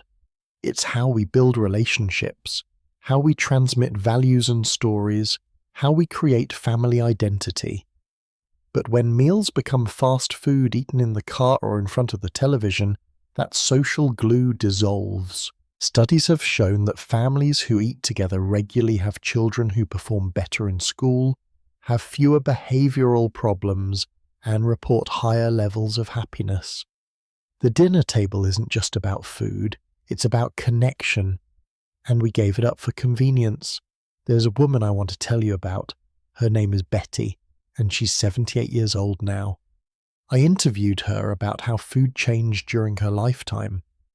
Betty grew up in the 1950s. Her mother cooked every single meal from scratch. Breakfast was oatmeal or eggs. Lunch was sandwiches made that morning. Dinner was meat, vegetables, potatoes, or rice. Nothing fancy, but it was real food. Betty learned to cook by helping her mother. By age 12, she could make a full dinner by herself. When Betty got married in 1968, she cooked the same way her mother had, every night from scratch. But then things started to change. Frozen dinners became popular. TV dinners, they called them. You could heat up a complete meal in 20 minutes. Betty started using them once or twice a week. Then fast food restaurants started appearing everywhere. McDonald's, Burger King, Pizza Hut. So convenient. On nights when she was tired, she'd pick something up on the way home from work. Once a week became twice a week, then 3 times. By the 1980s, Betty realized she was cooking from scratch maybe once or twice a week. Everything else was either fast food or something from a box. And her children, who were teenagers by then, never learned to really cook. Why would they? There was always something easier available. Now Betty is a grandmother, and her grandchildren in their 20s and 30s almost never cook. They survive on delivery apps and drive-thrus, and Betty feels sad about this, though she's not sure why. Because she's the one who started the pattern. She's the one who made the trade. Time for convenience. Connection for efficiency. She didn't mean to. She was just trying to make life easier. But looking back, she wonders if easier was actually better. She told me something I can't forget. She said, "When I cook dinner for my family, I felt like I was doing something important, taking care of them, nourishing them. Now everything feels transactional. You're hungry, here's some food. Next problem, we lost something. I don't know how to get it back. That sense of loss, of something intangible but important slipping away, I think a lot of people feel it, even people who can't quite articulate what's missing. Because home cooking wasn't just about nutrition, it was about care, about love expressed through effort. When someone spends an hour making you dinner, they're saying you matter to me. You're worth my time. But when someone throws a bag of fast food at you, what's the message? You're convenient. You're worth $5.90 of my time. It's not the same. It doesn't feel the same. And I think deep down we all know that. There's also the microwave effect we need to discuss. Microwaves became common in American homes in the 1980s, and food companies immediately started producing microwave-friendly products. Frozen dinners, microwave popcorn, Hot Pockets, all designed to be heated in minutes. This was supposed to be revolutionary, home cooking without the cooking, just heat and eat. But what it actually did was further erode cooking skills. Because microwaving isn't cooking, there's no technique involved, no learning, you just push buttons and wait. So another generation grew up thinking food preparation meant unwrapping something and pressing start. And the food companies that produced these microwave meals made billions. Nestlé, Conagra, Kraft. They weren't in the food business anymore. They were in the convenience business. And business was very, very good. But here's something interesting. The decline of home cooking created a weird paradox. At the same time fewer people were cooking, cooking shows became incredibly popular. In the 2000s, the Food Network exploded. Celebrity chefs became mainstream famous. Gordon Ramsay, Rachel Ray, Bobby Flay, who is here, Bobby Flay. Millions of people watched cooking shows every night, but they weren't watching to learn how to cook, they were watching for entertainment. Cooking had become a spectator sport, something you watch other people do like football or baseball. This created a strange cultural moment where everyone knew who Gordon Ramsay was, but nobody could cook a proper omelette. We fetishized cooking while simultaneously abandoning it. We made it performative instead of practical, and the fast food companies loved this. Because the more intimidating cooking seemed, the more necessary their services became. If cooking is something only trained chefs can do properly, then obviously regular people need to buy prepared food. It's brilliant marketing, really. Make cooking look difficult and time-consuming on television, then offer a simple solution. Just come to our restaurant, we'll handle it, you relax. And people bought it. Literally. Fast food sales continued to climb year after year, even as obesity rates climbed and health problems increased. Because the alternative, cooking at home, felt overwhelming.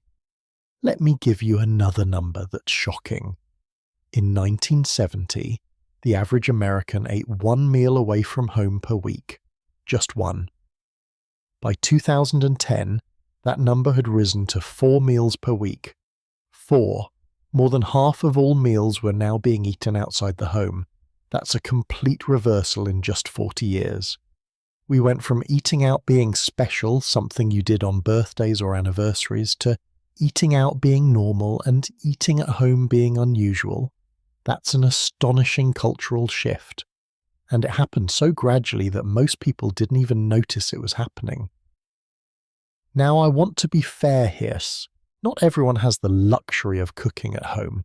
If you're working 2 jobs just to make rent, if you're a single parent barely keeping things together, if you live in a food desert where fresh ingredients aren't even available, fast food isn't a choice, it's survival. And I'm not judging anyone who relies on it. But for many people, the shift to fast food was a choice, a series of small choices that added up over time. Each individual decision made sense. I'm tired tonight, let's just get McDonald's. I don't feel like cooking, let's order pizza. But those small decisions, repeated thousands of times, reshaped not just individual diets, but entire cultural patterns. We collectively decided that convenience was more important than almost anything else. And we're still living with the consequences of that decision. What's particularly insidious is how this became a class issue. Wealthy families can afford to eat healthy. They have time for grocery shopping and meal prep. They have kitchens with good equipment. They live near stores that sell fresh produce. But poor families often don't have those advantages. They live in neighborhoods where the closest food option is a fast food restaurant. They work long hours that make cooking difficult. They face stress that makes the convenience of fast food incredibly appealing. So the decline of home cooking hits poor communities hardest, and that's not an accident. That's the system working exactly as designed. Extracting money from the people who can least afford it and offering convenience in exchange for health. There's a generational divide here too. Boomers and Gen X often feel guilty about not cooking. They remember their parents cooking. They feel like they should be doing it. But millennials and Gen Z don't have that same reference point. Many of them never experienced regular home-cooked meals growing up, so they don't feel like they're missing anything. To them, eating out or ordering delivery is just normal. It's how food works. And this generational shift makes it even harder to reverse course. Because you can't miss what you never had. You can't long for something you never experienced. But here's the thing. Skills can be relearned. Culture can change. It's not too late. More and more people, particularly younger people, are getting interested in cooking. Not fancy restaurant-style cooking, but simple, practical, healthy cooking. They're learning from YouTube videos and TikTok tutorials. They're discovering that cooking isn't as hard as they thought, that it can actually be relaxing, meditative even, that there's satisfaction in making something with your own hands. And some of them are rediscovering what their grandparents knew, that cooking for someone is an act of love, that sharing a meal you prepared connects you to people in a way that eating fast food never can. The question is whether this small movement can grow large enough to matter, whether enough people will reject convenience culture to change the trajectory we're on. Because right now, fast food still seems like the inevitable future. Kids growing up today eat more fast food than any generation in history. They are more disconnected from food sources, from cooking skills, from the tradition of preparing and sharing meals. If current trends continue, home cooking will become a hobby. A quaint thing some people do, like knitting or woodworking, interesting but not necessary. And fast food will be the default, the norm, the only thing most people know, that the future we want. A future where nobody cooks, where food comes from corporations instead of kitchens, where meals are transactions instead of connections. I don't know the answer, but I know it's a question worth asking, because the convenience trap is real. It's easy to fall into, and it's incredibly hard to escape. Once you're used to getting dinner in 5 minutes, the idea of spending an hour cooking feels oppressive. But maybe, just maybe, the hour is worth it. Maybe the time spent cooking, preparing, sharing a meal is time well spent. Maybe convenience isn't actually convenient if it costs us our health, our traditions, our connections to each other. Maybe the real trap isn't cooking. It's believing that not cooking is somehow better. And this brings us to another question. We've talked about how fast food took over American homes. But America wasn't enough. The Golden Arches weren't satisfied with dominating one country. They wanted the world. And they got it. Fast food went global, spreading to every continent, every country, every culture. But when American fast food landed in foreign countries, something interesting happened. It didn't just change how other people ate, it changed their entire cultures, and not everyone was happy about it. We're about to witness how fast food became a symbol of something much bigger than hamburgers, how it became a battlefield in the fight over globalization itself. Imagine waking up in Tokyo, Mumbai, Paris, or Sao Paulo. 4 completely different cities, 4 distinct cultures with thousands of years of culinary tradition, and yet in every single one of these places, within a 5-minute walk, you'll find the same Golden Arches, the same menu, the same taste. How did this happen? How did American fast food, created for American suburbs and American highways, become a global phenomenon? Tonight, we're going to explore one of the most controversial aspects of modern food culture. The moment when fast food stopped being just business and became a symbol of cultural imperialism. When hamburgers became politics, and when eating at McDonald's meant something very different depending on where in the world you were standing. The international expansion of McDonald's began in the 1970s, but it really accelerated in the 80s and 90s. And the strategy was fascinating. McDonald's didn't just drop American restaurants into foreign countries unchanged. They adapted, they localized, they studied each culture carefully, and figured out how to make their brand feel both familiar and exotic at the same time. In India, where most of the population doesn't eat beef for religious reasons, McDonald's introduced the Makaloo Tikki, a burger made with a spiced potato patty. No beef, no pork, completely vegetarian. In Japan, they created the teriyaki burger. In the Philippines, they serve McSpaghetti, spaghetti with a sweet tomato sauce. In the Middle East, you can get a macarabia, flatbread filled with grilled chicken or beef. McDonald's became a chameleon, changing its colours to match local tastes while keeping its core identity intact. But this adaptation strategy revealed something interesting about globalization. McDonald's was simultaneously homogenizing global culture and respecting local differences. They were saying, we're a global brand, but we understand you're different. You can eat our food without betraying your culture. In fact, you can eat food that's uniquely yours while still being part of the McDonald's experience. This was brilliant marketing. It made McDonald's feel less like an American invader and more like a global citizen. But critics saw something darker. They argued that McDonald's wasn't respecting local cultures, it was co-opting them, taking traditional flavors and ingredients and repackaging them as fast food, stripping them of context and meaning. A Makaloo tikki isn't real Indian food, critics said. It's Indian flavor filtered through American efficiency. It's cultural appropriation disguised as cultural sensitivity. Let me tell you about a sociologist named George Ritzer. In 1993, he published a book called The McDonaldization of Society, and this book became incredibly influential because it articulated what a lot of people were feeling but couldn't quite express. Ritzer argued that the principles of fast food restaurants, efficiency, calculability, predictability, and control were spreading beyond restaurants into every aspect of modern life. Schools were becoming McDonaldized, focusing on standardized tests rather than creative learning.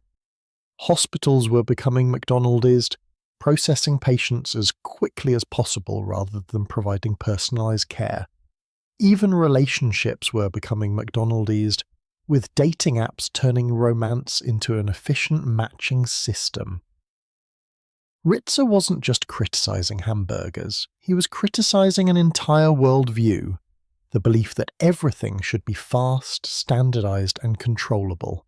And he argued that McDonald's was the symbol, the physical embodiment of this worldview spreading across the globe, and people resisted, violently sometimes.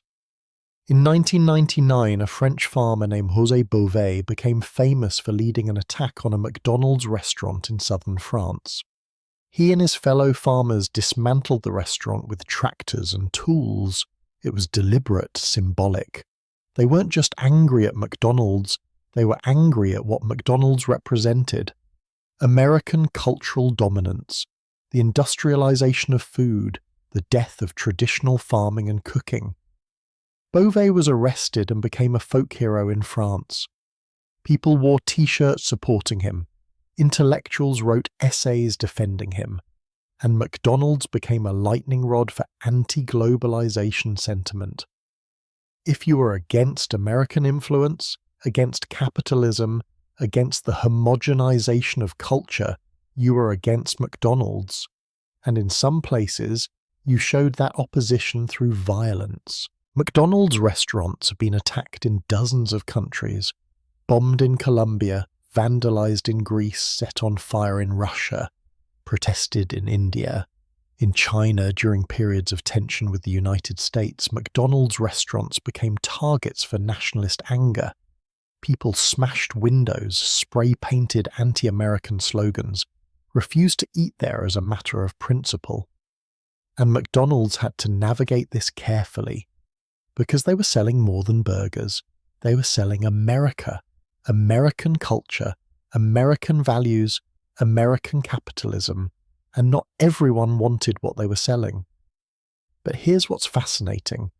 Despite all the protests and violence and intellectual criticism, McDonald's kept growing internationally. Today, McDonald's operates in over 100 countries. They serve 69 million customers every single day globally. In some countries, McDonald's is more popular than it is in America. The protest didn't stop expansion. If anything, the controversy made McDonald's more visible, more talked about, and some people, particularly younger people in developing countries, ate at McDonald's precisely because it was controversial. It was rebellious. Eating a Big Mac was a way of saying, I'm modern, I'm global, I'm not bound by old traditions. It was cultural rebellion wrapped in a sesame seed bun.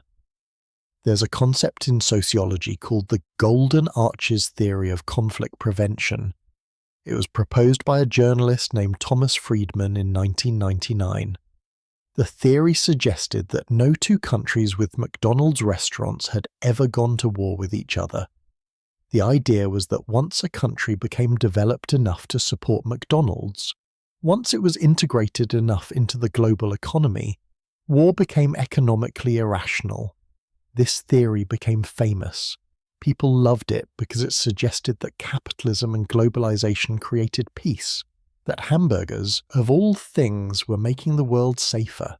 But the theory was wrong. Countries with McDonald's have gone to war. Russia and Georgia both had McDonald's when they fought in 2008. Israel and Lebanon, India and Pakistan. The golden arches don't prevent conflict, they're just buildings. But the theory revealed something important about how we think about fast food. We've imbued it with meaning far beyond what it actually is. McDonald's became a symbol of progress, of peace, of modernity. And when that symbolism collided with reality, things got complicated. Let me tell you about the opening of the first McDonald's in Moscow, January 31st, 1990. The Cold War was ending, the Soviet Union was collapsing, and McDonald's opened its first restaurant in Pushkin Square. 30,000 people stood in line that day. 30,000. Some waited 6 hours just to get inside, and when they finally got their food, many of them cried. Not because the food was delicious, it was just a hamburger, but because the opening of McDonald's meant something. It meant the Cold War was really over. It meant Russia was joining the global economy. It meant they could have what Americans had. For Russians who'd grown up in a system of scarcity and restrictions, that hamburger represented freedom. Choice.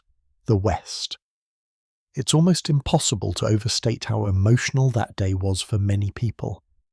A hamburger became hope. But fast forward to 2022, and McDonald's leaving Russia because of the war in Ukraine carried the opposite symbolism. When McDonald's announced they were closing all 850 Russian locations and selling their Russian business, it was a statement, an economic sanction, a declaration that Russia was no longer part of the global community. Russians who'd grown up with McDonald's, who'd made it part of their lives, suddenly lost access to it. And some of them felt that loss deeply, not because they couldn't get a Big Mac, but because it meant isolation, being cut off from the world. The Golden Arches had become more than a restaurant. They'd become a barometer of international standing. If you had McDonald's, you were connected to the global economy. If you didn't, you were outside it. This brings us to something I find really troubling. The way fast food companies have used religious and cultural adaptations to expand into sensitive markets. In Israel, there are kosher McDonald's restaurants that close on the Sabbath and serve kosher meat. In Muslim countries, all McDonald's serve halal meat and don't offer pork products. These adaptations show respect for local customs, sure, but they also show how capitalism can absorb and commodify anything. Religion, tradition, culture, it all becomes material for market expansion. There's something unsettling about that. About the fact that McDonald's can make itself compatible with virtually any belief system, because at the end of the day, belief systems are just markets. Populations with money who need to eat. The spiritual becomes economic. The sacred becomes profitable. But I want to share a different perspective. I talked to a woman named Priya who lives in Mumbai. She's 28, works in tech, and she eats at McDonald's regularly. And she had an interesting take on the cultural imperialism argument. She said, when critics say McDonald's is destroying Indian culture, they're kind of assuming Indian culture is fragile, like it can't survive contact with Western food. But I eat McDonald's and I also eat my grandmother's cooking. I can enjoy both. Having more choices doesn't erase the old ones, it just adds to them. And she made a point that I think is important. Maybe the problem isn't that global brands exist. Maybe the problem is assuming that people can't navigate multiple cultures simultaneously, that they're either traditional or modern, local or global, when in reality most people are both. They code switch between identities depending on context, And that's not confusion, that's sophistication. But there's still something to the criticism, because while individuals might be able to navigate multiple cultural identities, there are real economic consequences to fast food globalization. When a McDonald's opens in a small town anywhere in the world, it doesn't just add a choice, it competes with local restaurants. And McDonald's has advantages local businesses don't have: international supply chains, marketing budgets, brand recognition, economies of scale. So local restaurants often can't compete, they close. And when they close, something is lost. Not just businesses, but recipes, techniques, food traditions that might have been passed down for generations. This is what anthropologists call cultural erosion, the slow replacement of diverse local cultures with a homogeneous global culture. And fast food is one of the main drivers of that erosion. Let me give you a specific example. In Okinawa, Japan, there's a traditional diet that's been studied extensively because Okinawans historically lived longer than almost anyone else on Earth. Their diet was based on sweet potatoes, vegetables, fish, and very little meat. It was simple, healthy, balanced. But after American military bases were established in Okinawa following World War II, American food culture, including fast food, became prevalent. Today, Okinawa has one of the highest obesity rates in Japan. The traditional diet has been largely abandoned, especially by younger generations who grew up eating American-style food. Life expectancy in Okinawa is now declining relative to the rest of Japan. That's not just a change in cuisine, that's a public health crisis, and it's directly traceable to the introduction of Western fast food culture. You could argue people chose to eat differently, that it's their right, and you'd be correct, but you'd also have to acknowledge the cost of that choice.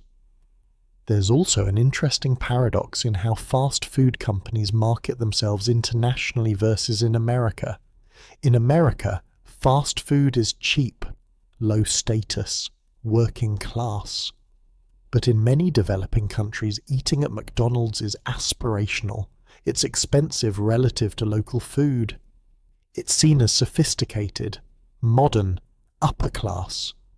So the same corporation that represents lowbrow food culture in one country represents highbrow food culture in another. This shows how completely arbitrary these meanings are. How much of what we think about food is actually about identity and status rather than the food itself. And yet, despite everything I've said, there's something undeniably impressive about McDonald's global success. They've managed to create a product that works in virtually every cultural context. That satisfies something universal in human taste preferences that can be produced consistently across wildly different economies and infrastructures. That's not easy. That's actually remarkable. You might disagree with their methods, you might hate what they represent, but you have to admit they figured something out about human behavior and global business that few other companies have matched. They created a truly universal product. And universality, for better or worse, is powerful. There's one more aspect we need to discuss: environmental impact. As fast food went global, so did the agricultural systems required to support it. McDonald's needs millions of tons of beef, potatoes, and wheat every year. To supply that, forests have been cleared in Brazil for cattle ranching. Water tables have been depleted in India for potato farming. Industrial agriculture has expanded across the developing world, often at enormous environmental cost. And local ecosystems have been disrupted to feed global supply chains. So when you eat a Big Mac in Berlin or Beijing, you're not just participating in American food culture. You're participating in a global system of resource extraction that has profound environmental consequences. The Golden Arches cast a long shadow, longer than most people realize. So what's the verdict on fast food globalization? Is it cultural imperialism or cultural exchange? Is it destroying traditions or expanding choices? Is it making the world more connected or more homogeneous? The answer, frustratingly, is all of the above. It's complicated, messy, full of contradictions, just like everything else in modern life. Fast food went global not through military force, but through economic appeal. People chose it. But those choices were shaped by marketing, by economics, by the unequal power dynamics between wealthy and developing nations. So it's both voluntary and coerced, both welcomed and resisted, both progressive and destructive. And trying to reduce it to simple good or bad misses the complexity of what actually happened. The world became smaller, and in that smaller world, the Golden Arches became a landmark everyone recognized. Whether they loved it or hated it, whether they ate there or protested it, McDonald's became a permanent part of the global landscape. For better and for worse, we all live in McDonaldland now. But here's the thing about building a global empire on convenience and efficiency and standardized products. Eventually someone asks the hard questions, questions about health, about what all those cheap, fast, engineered foods are actually doing to human bodies. For decades those questions were whispered, ignored, dismissed. But then came evidence. Scientific evidence, medical evidence, evidence that was impossible to ignore. And suddenly the bill came due. The health crisis that fast food had been quietly creating for 50 years exploded into public consciousness. And people started asking, was it worth it? Was convenience worth this cost? We're about to find out what happened when the truth about fast food and health became undeniable. In 2004, a 33-year-old filmmaker named Morgan Spurlock did something that sounds absolutely insane. He decided to eat nothing but McDonald's food for 30 consecutive days, 3 meals a day, every single day, breakfast, lunch and dinner from McDonald's, and he filmed the entire experiment. The documentary was called Super Size Me, and it became a cultural phenomenon. But more importantly, it became a turning point. The moment when America and the world could no longer pretend that fast food was harmless. Tonight we're diving into the uncomfortable truth about what fast food has done to human health. And I want to warn you, this part of the story isn't easy to hear. Because it's not abstract, it's not theoretical. It's about real bodies, real suffering, real people whose lives were shortened because of choices that didn't always feel like choices. Let's start with Morgan Spurlock. When he began his experiment, he was healthy. He weighed 185 pounds. His cholesterol was normal. His liver function was normal. His doctors examined him and found nothing wrong. But after just 5 days of eating only McDonald's, strange things started happening. He felt lethargic, depressed. His heart started experiencing palpitations. After 2 weeks, doctors became concerned.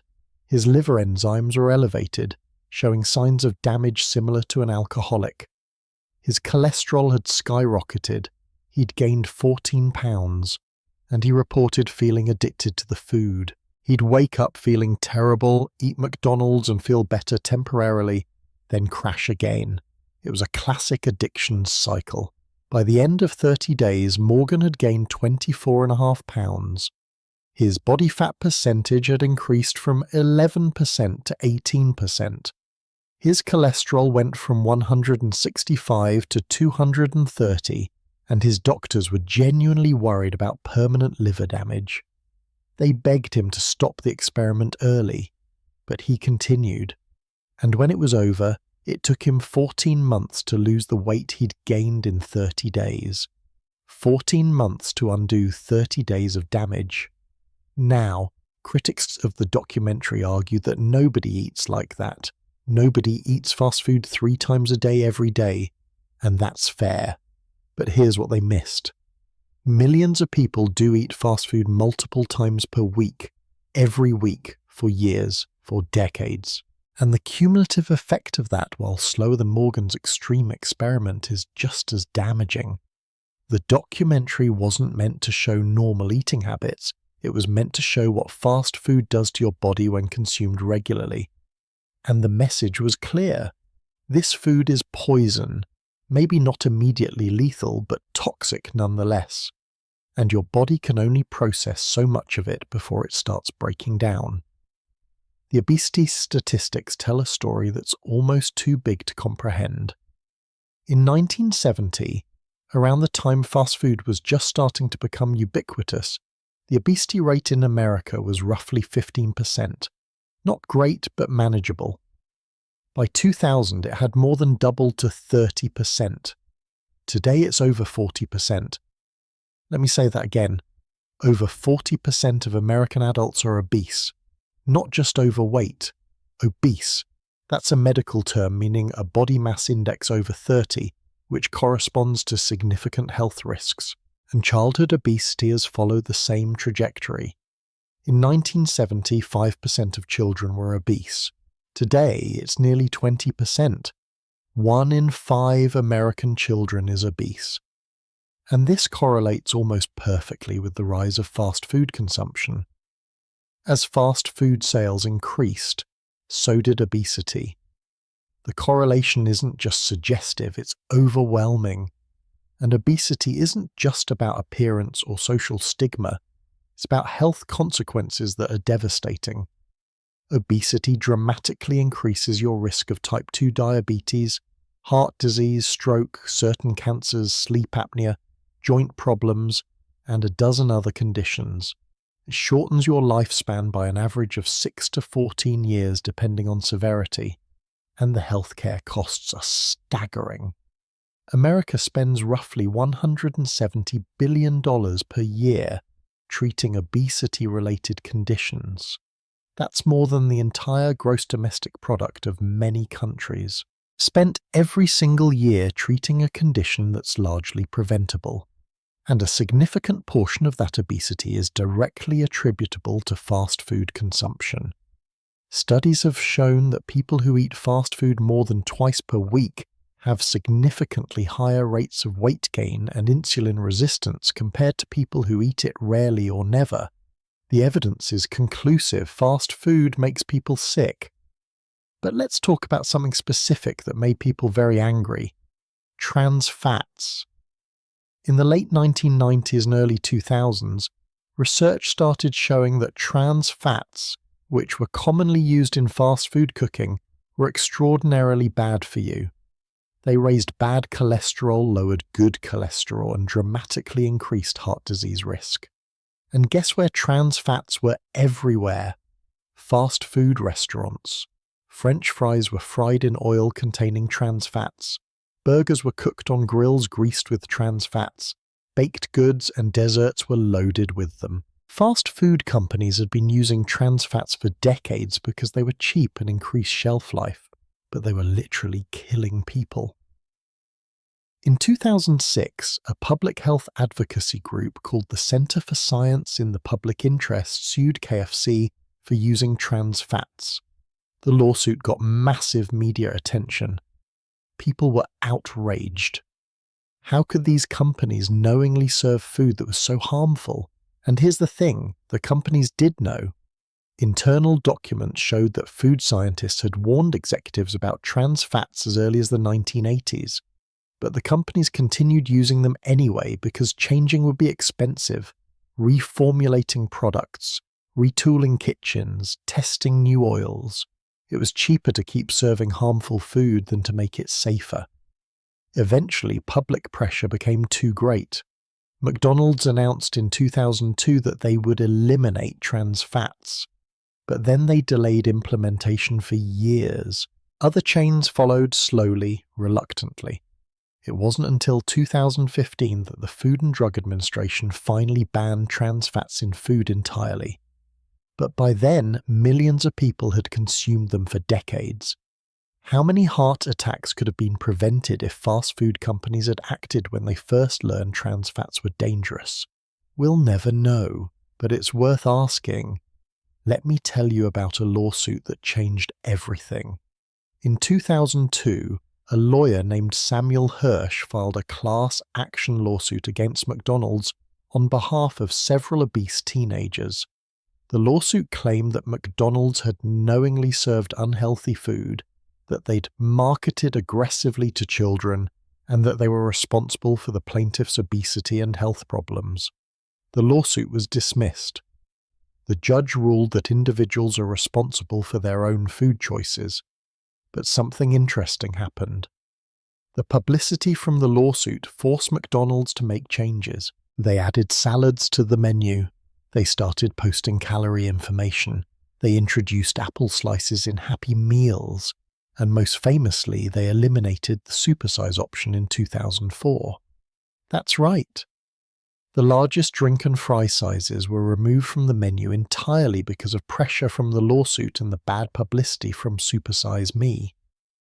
So even though the plaintiffs lost in court, they won in the arena of public opinion.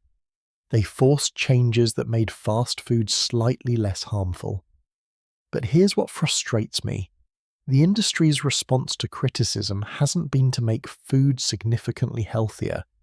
It's been to offer healthier options while keeping the unhealthy ones. McDonald's added salads, but the salads often have as many calories and as much fat as a burger once you add dressing. They added fruit, but the Happy Meals still come with fries and soda if you want them. They posted calorie counts, but they know most people ignore them. It's what's called health washing, creating the appearance of health consciousness without fundamentally changing the product. And it works. It gives consumers the illusion of choice and responsibility, while the core business model remains unchanged. Sell cheap, calorie-dense, highly processed food in large quantities. The salads and apple slices are fig leaves. Marketing tools, not genuine attempts to improve public health. There's another dimension to this that's particularly cruel. Fast food companies disproportionately market unhealthy products in low-income neighborhoods and communities of color. We touched on this earlier, but it's worth repeating. Research has documented that predominantly Black and Latino neighborhoods have more fast food restaurants per capita than white neighborhoods, that advertising for fast food is more prevalent in these communities, that promotions and discounts are targeted specifically to these demographics, and as a result, obesity rates and diet-related diseases are significantly higher in these communities. This isn't accidental. This is deliberate targeting of vulnerable populations, and the health consequences are profound. Black Americans have higher rates of diabetes, hypertension, and heart disease than white Americans, and diet is a major contributing factor. Fast food companies are profiting from this disparity. They're making money by selling products that are making specific communities sick. That's not just bad business ethics. That's a social justice issue. Let me share some numbers that should make you angry. The average American now consumes approximately 2,500 calories per day. That's about 500 calories more than recommended. And a significant portion of those excess calories come from fast food and processed foods. A single Big Mac meal with large fries and a large Coke contains approximately 1,350 calories. That's more than half your daily caloric needs in one meal. But it doesn't feel like that much food because it's calorie-dense and nutrient-poor. You eat it. You feel full for an hour. Then you're hungry again. So you eat more. And the cycle continues. This is why people can eat fast food regularly and still feel hungry. The food is designed to be calorically dense but not satiating. It's engineered for overconsumption. And then there's the sodium. A Big Mac contains approximately 960 milligrams of sodium. The American Heart Association recommends no more than 2,300 milligrams per day, ideally 1,500. So one hamburger gives you nearly half your daily sodium in a single item. Add fries, which contain another 300 milligrams, and you're well over half your daily limit in one meal.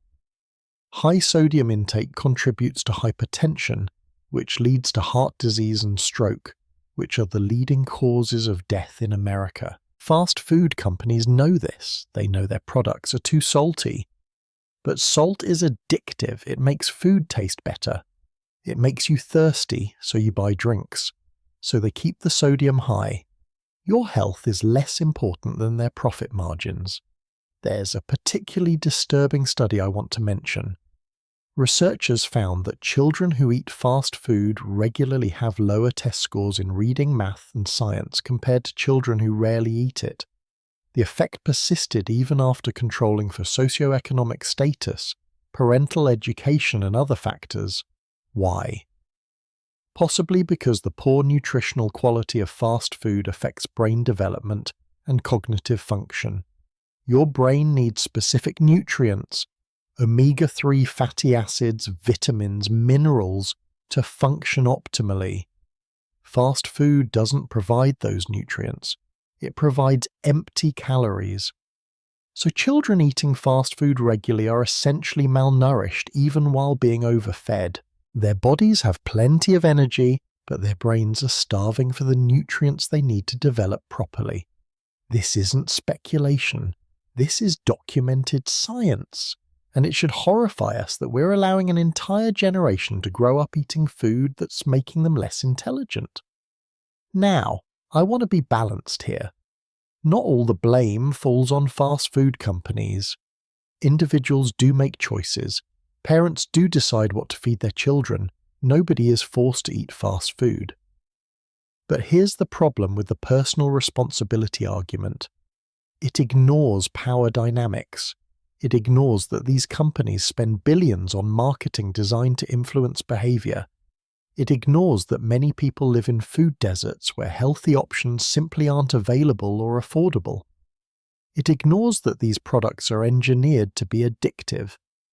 Saying it's all about personal choice is like saying smoking is about personal choice. Technically true, but it ignores that tobacco companies spent decades making cigarettes as addictive as possible and marketing them aggressively. We recognized that was wrong. We sued tobacco companies.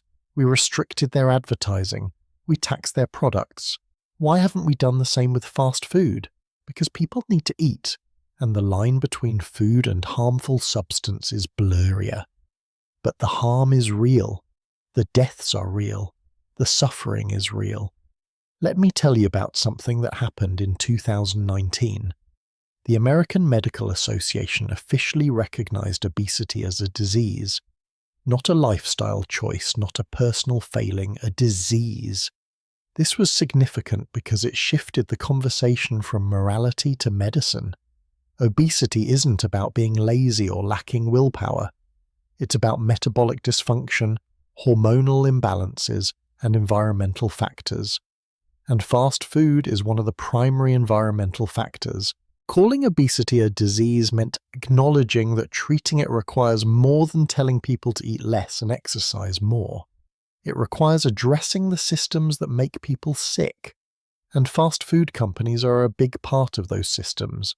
They create environments, what public health experts call obesogenic environments, that promote weight gain and poor health. So what do we do about this? Some countries have implemented policies that America has resisted. Mexico imposed a tax on sugary drinks and saw soda consumption decline. Chile banned cartoon characters on unhealthy food packaging marketed to children. The UK banned junk food advertising during children's television programming. These policies work. They reduce consumption of unhealthy foods, especially among children. But in America, similar proposals face fierce opposition from the food industry. They argue it's government overreach, that it infringes on freedom, that people should decide for themselves what to eat. And Americans, with our cultural emphasis on individual liberty, often agree we'd rather have freedom and obesity than regulation and health. Maybe that's the right trade-off, maybe not, but we should at least be honest about what we're choosing. The health crisis caused by fast food is ongoing. It's getting worse, not better. Despite increased awareness, despite documentaries and books and news reports, fast food consumption continues to rise. People know it's bad for them. They eat it anyway. Why? Because it's convenient. Because it's cheap. Because they're tired and stressed, and it offers temporary comfort. Because it's everywhere and the alternatives require time and money and skills that many people don't have. The system is designed to make unhealthy choices the easy choices, and changing that system, that's the real challenge. That's what we should be focused on. Not blaming individuals for failing to resist, but changing the environment so that healthy choices are the default instead of the exception. And here's the truly frightening part. Everything we've discussed, the obesity, the diabetes, the heart disease, the cognitive effects, that's just what we know about now. There are emerging concerns about fast food's impact on mental health, on gut microbiome health, on immune function, on hormone regulation. We're only beginning to understand the full scope of what a diet dominated by ultra-processed, hyper-palatable food does to human bodies over the long term. And the preliminary research is alarming. We might be looking at health consequences that won't fully manifest for another generation. Problems we can't even predict yet. Because humans evolved to eat whole foods, plants, animals, natural fats. We did not evolve to eat chemically engineered products designed in laboratories to maximize palatability and profit. Our bodies don't know what to do with this stuff. And we're discovering that in real time using an entire population as test subjects.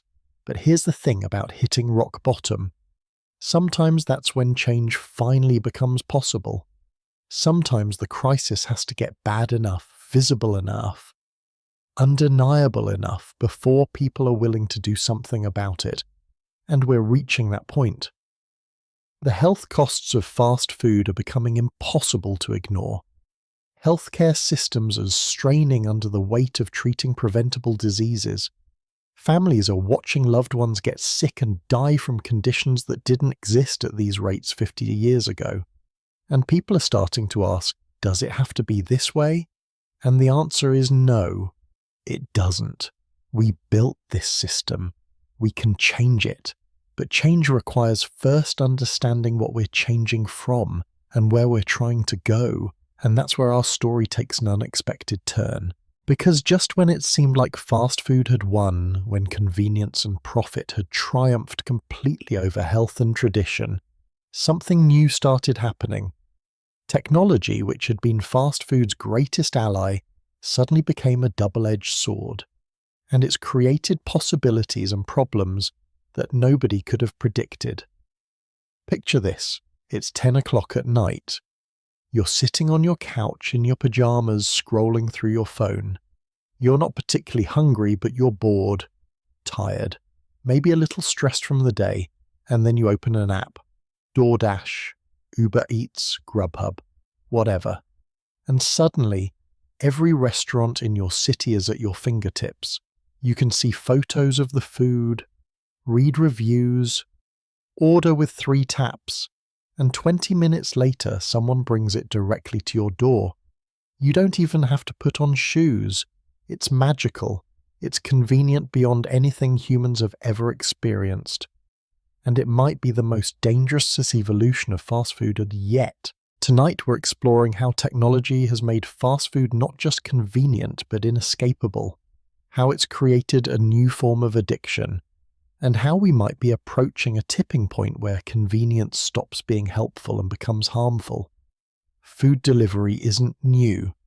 Pizza places have been delivering for decades, Chinese restaurants too, but those services were limited. You called, you ordered from a menu you probably had sitting in a drawer, and you waited. It was convenient, sure, but it required effort. You had to know what you wanted. You had to speak to a person, and delivery was usually limited to certain types of food. But around 2015, everything changed. Smartphone apps made food delivery frictionless, universal, available for virtually any restaurant. And suddenly, Eating at home didn't require cooking or even leaving your house. It just required a phone and a credit card. And Americans, exhausted from work, seduced by convenience, adopted these apps with stunning speed. By 2019, the online food delivery industry in the United States was generating over $10 billion in revenue annually. $10 billion. That made it larger than most restaurant chains. If food delivery were a restaurant company, it would be the 5th largest in the country. And that was before the pandemic. When COVID hit in 2020 and restaurants closed their dining rooms, delivery apps exploded. People who had never used them before suddenly had no choice, and once they started, many never stopped. Even after restaurants reopened, delivery remained popular, because people had gotten used to it. They'd experienced the ultimate convenience. And it's very hard to go back once you've tasted that level of ease. But here's what makes delivery apps so insidious. They're not just convenient. They're designed, engineered actually, to make you order more than you intended. Let me explain how this works. When you open a delivery app, you're immediately shown food.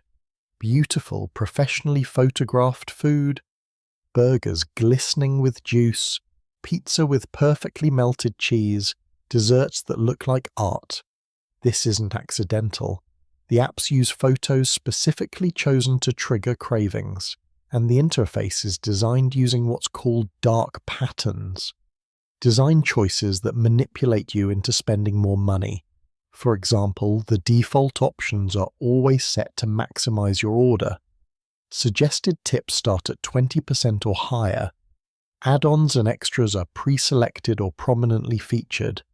Free delivery requires a minimum order that's just slightly higher than what you plan to spend, so you add another item. Every element is calculated to increase your total. And it works. Studies show people spend 30 to 50% more when ordering through apps compared to ordering directly from restaurants.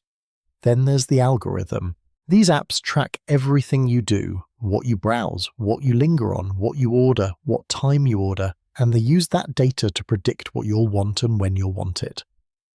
So the app starts sending you notifications. Push notifications at exactly the moment you're most likely to be hungry or bored or vulnerable. 6 o'clock on a Tuesday evening, 10:30 on Friday night, Sunday afternoon. The app knows when you're weak, and it tempts you with personalized suggestions. Your favorite restaurant has a promotion. There's a new place that serves food similar to what you ordered last week. Free delivery for the next hour. These notifications are incredibly effective because they're timed and tailored. It's not random advertising. It's behavioral targeting based on your own patterns. The app knows you better than you know yourself, and it uses that knowledge to sell you more food. And here's something really troubling. Delivery apps have made impulse eating dramatically easier. In the past, if you wanted fast food, you had to get dressed, get in your car, drive somewhere, and pick it up. That friction, that effort gave you time to reconsider. To think, do I really want this? Is it worth it? But with delivery apps, there's no friction, no pause. You feel the craving, you open the app, you order, and it's done. The gap between desire and action is seconds. And as we discussed earlier, that instant gratification is part of what makes things addictive. The faster you can satisfy a craving, the more likely you are to develop compulsive behavior around it. Delivery apps have reduced the barrier to eating fast food to almost zero. That's dangerous, because it removes the natural checks that used to limit consumption. Let me tell you about a concept called decision fatigue. Every day you make thousands of decisions. What to wear, what to work on, what to say in meetings. Each decision uses mental energy, and by the end of the day you're exhausted. Your willpower is depleted, and that's exactly when delivery apps target you. When you're tired and your defenses are down, the app makes eating unhealthy food the easiest possible choice. One tap to reorder what you had last time. Suggested restaurants based on your preferences. Pre-saved payment information. You barely have to think. And when you're tired, not having to think is incredibly appealing. So you order, again and again, and each time you're reinforcing the habit, making it more automatic, more compulsive, until checking the delivery app becomes something you do without even deciding to do it.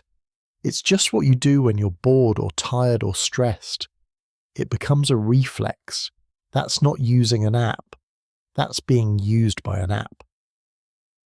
There's also something called ghost kitchens that we need to talk about. These are commercial cooking facilities that exist only to prepare food for delivery. They have no dining room, no storefront, no physical presence you can visit. They're just kitchens, often multiple brands operating out of the same space, churning out food for delivery apps. And this has created a weird situation where you might order from what looks like 5 different restaurants, but it's all coming from the same kitchen, the same chef, the same ingredients, just branded differently. It's restaurant as illusion. And some ghost kitchens are owned by celebrities or influencers who license their name but have no involvement in the actual food. You're not eating food the celebrity made or even designed. You're eating food that's using their name for marketing.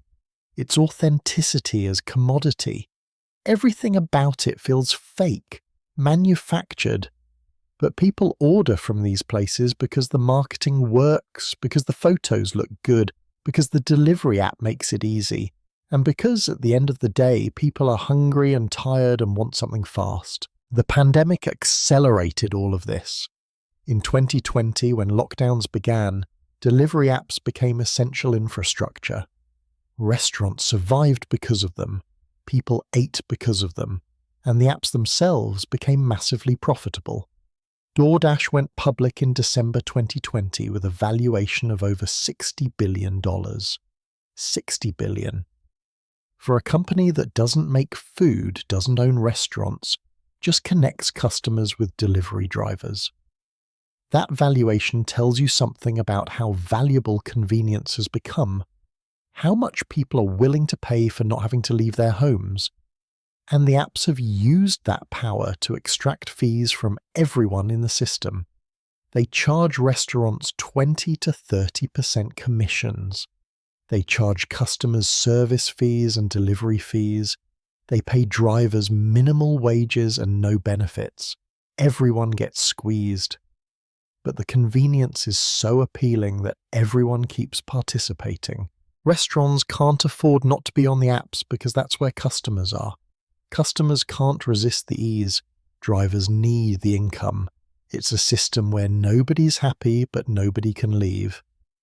Now, let's talk about the social implications, because delivery apps have done something strange to how we relate to food and to each other. Eating used to be social. You went out to restaurants with friends. You cooked for family. Even fast food, you at least went to the restaurants or other people, interacted with staff. But delivery apps eliminate all of that. You order alone. You eat alone. You don't see the person who cooked your food. You barely interact with the delivery driver. Maybe just open the door, take the bag and close it again. The entire transaction is isolated, atomized. You're alone with your phone and your food. And that isolation, I think, is part of the appeal. After a long day of dealing with people, the idea of not having to interact with anyone to get dinner is relieving. But it's also sad. Because we're social animals, we need connection. And when we replace social meals with solitary delivery, we lose something important. We lose the chance to talk, to share, to be present with others. Food becomes fuel consumed in private rather than an experience shared with community. There's also an environmental cost that nobody wants to talk about. Every delivery generates waste. Plastic containers, plastic utensils, plastic bags, paper bags, napkins, condiment packets, all of it single use, all of it trash. And multiply that by the millions of deliveries happening every day, and you have an environmental disaster. Landfills filling with food containers, oceans filling with plastic. And that's not even counting the carbon emissions from all the driving. Thousands of drivers, engines running, burning gas, circling neighborhoods to deliver food that could have been picked up in a single trip to a restaurant. It's incredibly inefficient, incredibly wasteful. But convenience trumps environment. People know delivery is wasteful. They order anyway, because it's easy, because they're tired, because the consequences feel distant and abstract while the convenience is immediate and tangible. Let me share a story that I find troubling. A friend of mine, I'll call him Alex, started using delivery apps during the pandemic. He was working from home, stressed, lonely, and ordering food became a comfort, a small pleasure in a difficult time. At first it was once or twice a week. Then it became daily, then multiple times a day. He'd order breakfast, then lunch, then dinner, sometimes a snack in between. He stopped cooking entirely, stopped grocery shopping. His entire diet came from delivery apps. And here's the thing, Alex knew it was unhealthy. He knew he was spending way too much money. He knew the food wasn't good for him, but he couldn't stop. The apps were always there, always available, always offering exactly what he wanted with minimal effort. He tried deleting the apps from his phone, but he had reinstalled them within a day. He tried setting limits, but he'd ignore them. He was, by any reasonable definition, addicted. And when I talked to him about it, he said something that stuck with me. He said, "It's not about the food, it's about not having to try. Everything else in my life requires effort, but this doesn't, and that's what I need. The absence of effort, that's what I'm addicted to, and I think Alex's experience is more common than we'd like to admit." Delivery apps offer not just food, but relief. Relief from decision-making, from cooking, from social interaction, from leaving your house, from trying. And in a world that demands constant effort and performance, that relief is intoxicating. The apps aren't just selling food, they're selling the absence of burden, and that's incredibly powerful, especially for people who are already overwhelmed, already exhausted, already barely holding things together. For them, delivery apps aren't a convenience, they're a necessity, a coping mechanism, and that's exactly why they're so profitable and so dangerous. But here's where things get really interesting. Some people are starting to push back, not against delivery apps specifically, but against the entire culture of convenience that they represent. People are starting to ask, what are we giving up in exchange for this ease? What are we losing? And those questions are leading to something unexpected. A resistance movement. People choosing difficulty, choosing effort, choosing slowness. Not because it's easier, but because it's better. Because they've realized that the fast, convenient, easy path isn't actually making them happy. It's making them numb, isolated, unhealthy. And they want something different, something more real. There's a growing number of people, particularly young people, who are deliberately choosing to cook their own food.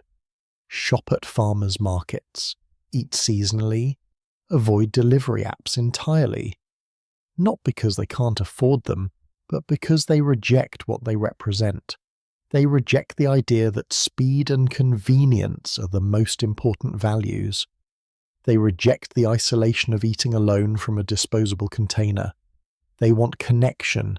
They want to know where their food comes from. They want the satisfaction of making something with their own hands. And this movement, small as it is, represents a fundamental challenge to everything we've been discussing. Because if people start choosing effort over convenience, if they start prioritizing health and connection over speed and ease, the entire fast food industry has a problem, a big problem. And that brings us to an important question. Have we reached peak convenience? Is there a limit to how convenient things can get before people start pushing back? I think we might be approaching that limit. Because delivery apps have revealed something important. They've shown us what happens when convenience is taken to its logical extreme, when every barrier is removed, when every friction is eliminated. And what happens is life becomes kind of empty. Eating becomes joyless, a transaction, a necessity serviced by an app. There's no ritual, no anticipation, no satisfaction, just consumption. And I think people are starting to realize that maybe that's not what they want. Maybe convenience pushed too far stops being a benefit and becomes a problem. Maybe we need friction. Maybe we need effort.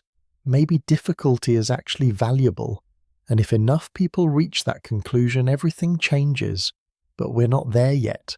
Most people are still ordering, still swiping, still choosing convenience. The apps are still growing, still profitable, still expanding into new markets and new services. They're not going anywhere, at least not anytime soon. But there's a crack in the foundation, a small but growing number of people saying, "No thank you, I'll cook for myself, I'll walk to the restaurant, I'll choose effort." And that crack, if it grows, could eventually break the entire system, could force a reckoning with the convenience culture that's dominated for so long. We're at an inflection point, and which direction we go, toward more convenience or toward more intentionality, that's still being decided, right now, by all of us. Every time we choose to open an app or choose to cook instead, we're voting, we're shaping the future. And the stakes are higher than most people realize. Because this isn't just about food. It's about how we want to live, what we value, what kind of society we want to build. Do we want a world of maximum convenience and minimum effort, where everything is delivered, where nobody has to try, where isolation is the default? Or do we want something different, something harder but more meaningful? Those are the questions we're wrestling with, and the answers will determine not just what we eat, but who we become. And interestingly, some of the people leading this resistance, this rejection of convenience culture, aren't politicians or activists. They're regular people who just got tired. Tired of feeling bad, tired of being unhealthy, tired of the emptiness that comes with constant convenience. And they're starting to build alternatives, starting to imagine a different way, and that's where our journey takes us next. Something unexpected started happening in the mid-2000s. While fast food chains continued their march toward total market dominance, a small but determined group of people began saying no. Not just no to fast food occasionally, but no to everything it represents. Speed over quality, efficiency over experience, convenience over connection. These people weren't health fanatics or political radicals. They were ordinary folks, chefs, farmers, teachers, parents, who'd simply had enough. They looked at what fast food had done to their communities, their bodies, their cultures, and decided to build something different. Tonight we're exploring the resistance movement, the people who are fighting back against fast food culture. And we need to ask ourselves, can they win, or are they just nostalgic dreamers fighting an inevitable future? The movement has a birthday. November 9th, 1986. That's the day Carlo Petrini, an Italian food writer and activist, stood in front of a McDonald's being built near the Spanish Steps in Rome and declared war. He called it the slow food movement, and the name itself was a direct challenge to everything fast food represented. Carlo wasn't against McDonald's specifically, though he certainly didn't like it. He was against the entire philosophy of fast food, the industrialization of eating, the standardization of taste, the destruction of regional food traditions in favor of global sameness. He wanted to preserve traditional cooking methods, local ingredients, and the cultural knowledge that had been passed down for generations. He wanted meals to be slow, intentional, meaningful, an experience rather than a transaction, and people responded. Within a few years, slow food had chapters in dozens of countries. tens of thousands of members. It became a global movement dedicated to good, clean and fair food. Good meant delicious and quality. Clean meant produced sustainably without harming the environment. Fair meant respecting the people who grew and cooked it, paying them properly, valuing their labor. These weren't radical concepts. They were just a return to how food had worked for most of human history before industrial agriculture and fast food chains changed everything. But in the context of late 20th century food culture, they felt revolutionary, counter-cultural even, because slow food was asking people to do something that modern life had trained them not to do. Slow down, pay attention about where food comes from and how it's made. But slow food was philosophical, idealistic. It provided a framework for thinking differently about food, but it didn't provide practical alternatives for most people. That's where farm-to-table restaurants came in. Starting in the 2000s, a new type of restaurant began appearing in American cities. Small places, often run by young chefs, that sourced ingredients directly from local farms. The menus changed daily based on what was in season. Nothing was processed. Nothing came from a corporate supplier. Everything was fresh, local, and made from scratch. These restaurants were expensive, sure. You couldn't get a meal for $5 like at McDonald's, but the people eating there weren't just paying for food. They were paying for a statement, a rejection of industrial food systems, a connection to place and season and craft. And interestingly, these restaurants became incredibly popular, not despite being the opposite of fast food, but because they were the opposite of fast food. People were hungry for something real, something authentic, something that felt like it mattered. Then came the farmers' market renaissance. Farmers' markets aren't new, obviously. They've existed for thousands of years, but in America they'd nearly disappeared by the 1970s, replaced by supermarkets and fast food. But starting in the 90s and exploding in the 2000s, farmers' markets came back. By 2019, there were over 8,000 farmers' markets operating in the United States. 8,000. People were driving past supermarkets to buy vegetables directly from farmers, paying more for food that was less convenient. Why? Because they wanted to know where their food came from. They wanted to meet the people who grew it. They wanted tomatoes that tasted like tomatoes instead of the flavourless, perfectly round, genetically identical tomatoes bred for long-distance shipping.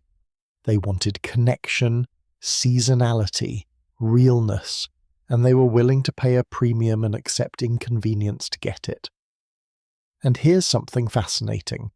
The farm-to-table movement and farmers' markets attracted a specific demographic: college-educated, middle to upper income, politically progressive. In other words, people with resources, people who could afford to pay more for food and had time to shop at farmers' markets. And critics jumped on this, calling it elitism, saying that eating local and organic was a luxury that most people couldn't afford, that it was virtue signalling by wealthy people who wanted to feel superior. And there's some truth to that criticism. Sustainable, ethical food is more expensive. It does require resources that many people don't have. But here's what I think the critics miss. These movements had to start somewhere, and they started with people who had the privilege to choose differently. But the goal was never to stay elite. The goal was to prove that alternative food systems could work, could be profitable, could feed people well, and then scale them to reach everyone. That hasn't happened yet. But it's the aspiration. Now let's talk about something that made fast food companies genuinely nervous. Fast casual restaurants. These are chains like Chipotle, Panera Bread, and Sweetgreen that position themselves as healthier, higher quality alternatives to traditional fast food. They use the efficiency and scalability of fast food, assembly line preparation, limited menus, quick service, but combine it with better ingredients. No frozen food, no microwaves, visible kitchens where you can watch your meal being prepared. And it worked. Chipotle, founded in 1993, grew to over 3,000 locations. Their marketing emphasized food with integrity, responsibly raised meat, organic produce when possible, and people, especially younger people, responded enthusiastically. Suddenly you could get a fast meal that didn't feel like junk food. That felt healthier, more ethical, more aligned with your values. Fast casual proved that you could have convenience without completely sacrificing quality. It was a middle ground, a compromise, and it scared traditional fast food chains because it showed that people, when given a choice, would choose something better. McDonald's and other fast food giants responded by trying to compete. They added salads, oatmeal, apple slices, grilled chicken. They talked about transparency and sustainability, but it always felt defensive, reactive. They were making changes because they had to, not because they wanted to, and customers could tell the difference. The salad at McDonald's felt like an afterthought. The salad at Sweetgreen felt like the point. That distinction mattered. It created brand identity. Sweetgreen customers felt good about eating there. McDonald's customers felt guilty, or at least less good. And over time, that emotional difference translated into market share. Young, health-conscious consumers started choosing fast casual over traditional fast food. Not always, but often enough to hurt. Then there's the plant-based food revolution. Companies like Beyond Meat and Impossible Foods created burger patties made entirely from plants that somehow tasted remarkably similar to real meat. This was a game changer, because one of the biggest environmental and ethical problems with fast food is meat. Beef production generates enormous carbon emissions. It requires vast amounts of water and land. It involves animal suffering. But Americans love hamburgers. So environmentalists and animal rights activists had been trying for decades to convince people to eat less meat. And it wasn't working. People liked meat too much. But plant-based burgers offered a different approach. You don't have to give up burgers. You just have to eat burgers made from plants. And if they taste good enough, why not? Burger King started selling the Impossible Whopper. McDonald's tested the McPlant. Suddenly, plant-based eating wasn't fringe, it was mainstream, available at fast food restaurants, and the market exploded. By 2021, the plant-based meat industry was worth over $7 billion and growing rapidly. But here's where it gets complicated. Are plant-based burgers actually better? Environmentally, yes, absolutely. They produce far less carbon emissions than beef. Ethically, if you care about animal welfare, yes. But health-wise, that's murkier. A plant-based burger is still highly processed. It's still full of sodium and fat. It's still fast food. So you've solved the environmental problem, but not necessarily the health problem. And some critics argue that plant-based meat is just another industrial food product designed to maximize profit. That it's not really different from the processed meat it's replacing. It's still engineered, still manufactured, still optimized for shelf life and profitability rather than nutrition. So is it progress, or is it just a different version of the same problem? I honestly don't know, but I do think it represents something important.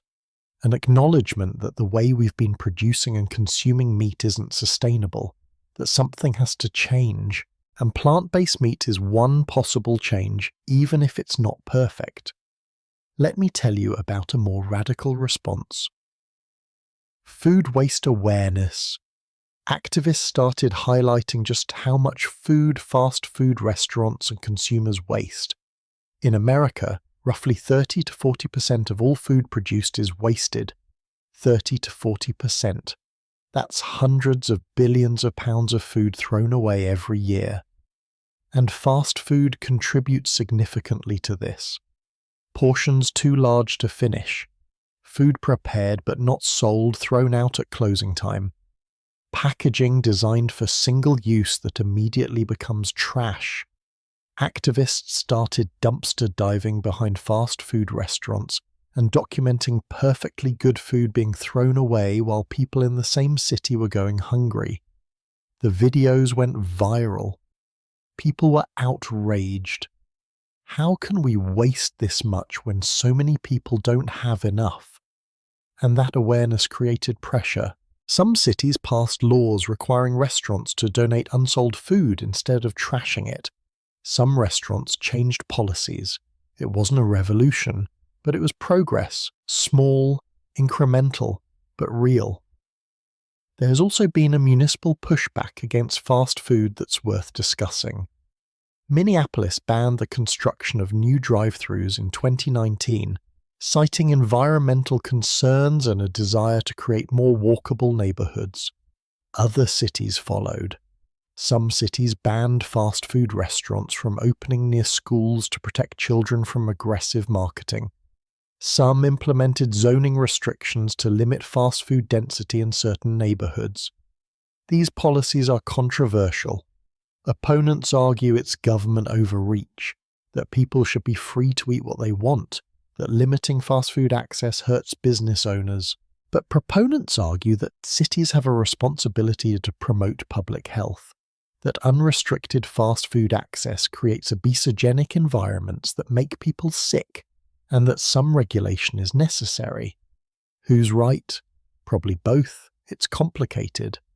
But what's clear is that some communities are no longer willing to accept unlimited fast food expansion. They are fighting back, using policy, using law, saying not in our neighborhood, not near our schools, not without restrictions, and then there's the generational shift. Gen Z, people born after 1997, has a very different relationship with fast food than their parents. They're more health conscious, more environmentally aware, more skeptical of corporate marketing. They're the generation that grew up with smartphone food tracking apps, with constant health information, with climate change as an undeniable reality, and they're making different choices. Studies show that Gen Z eats fast food less frequently than millennials or Gen X. They're more likely to cook at home, more likely to choose plant-based options, more likely to pay attention to sourcing and sustainability.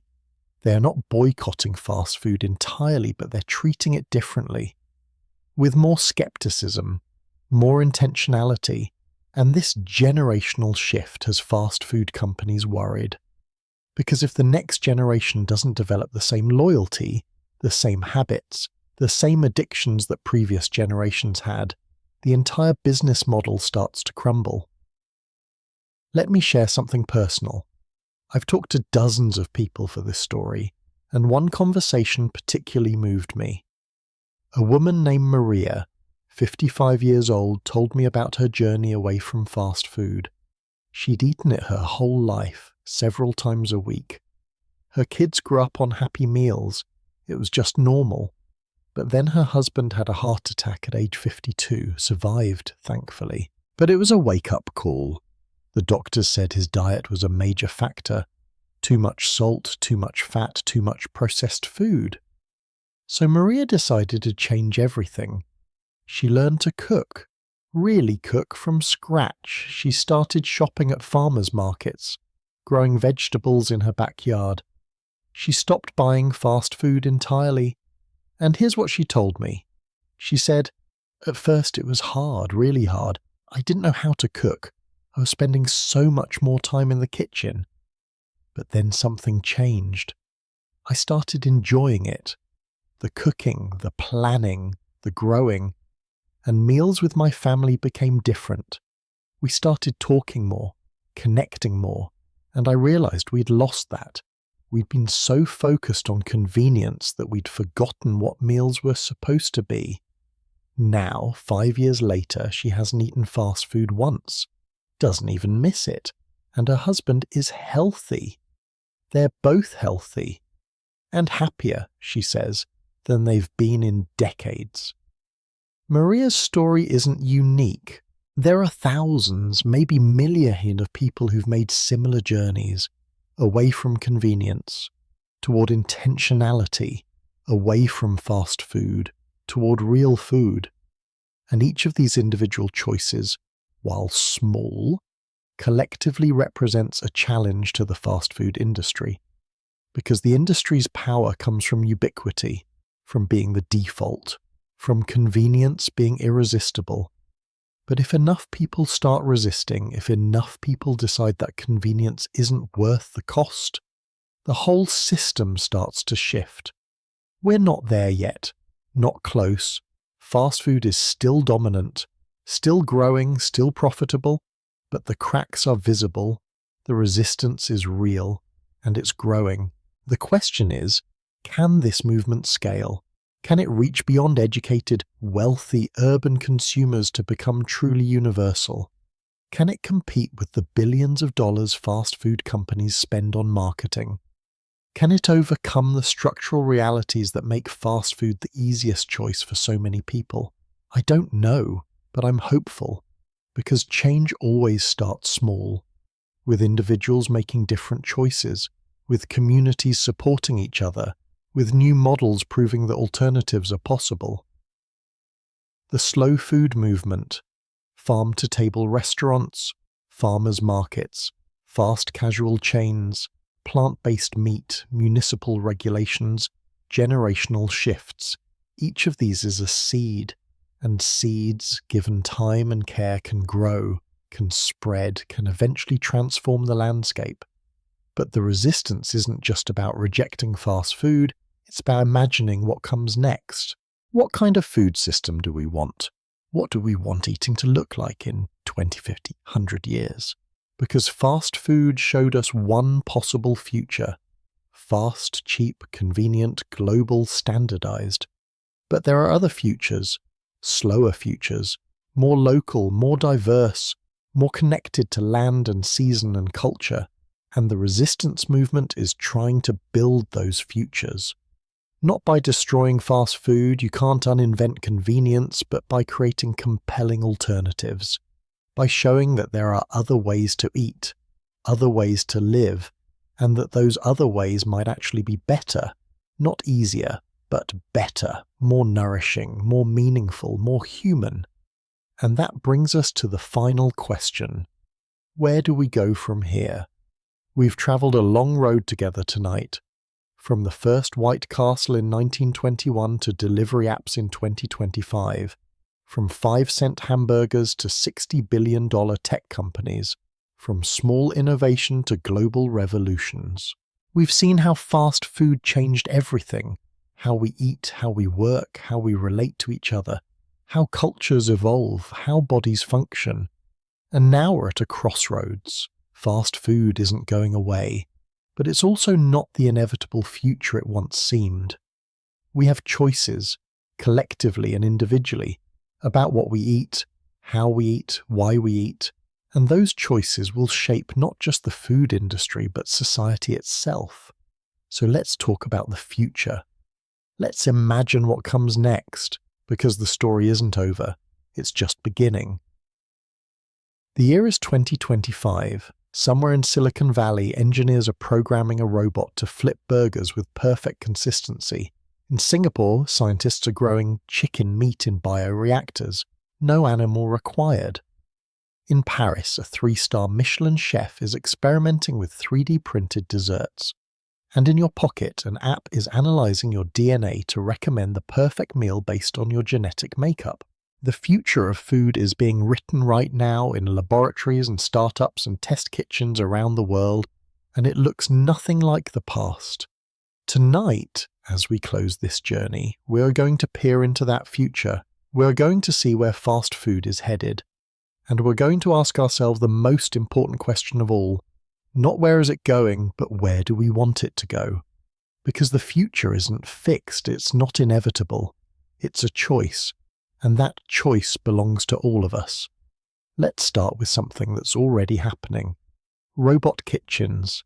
In California, a company called Creator built a restaurant where robots do everything. A robot slices the tomatoes. A robot toasts the bun.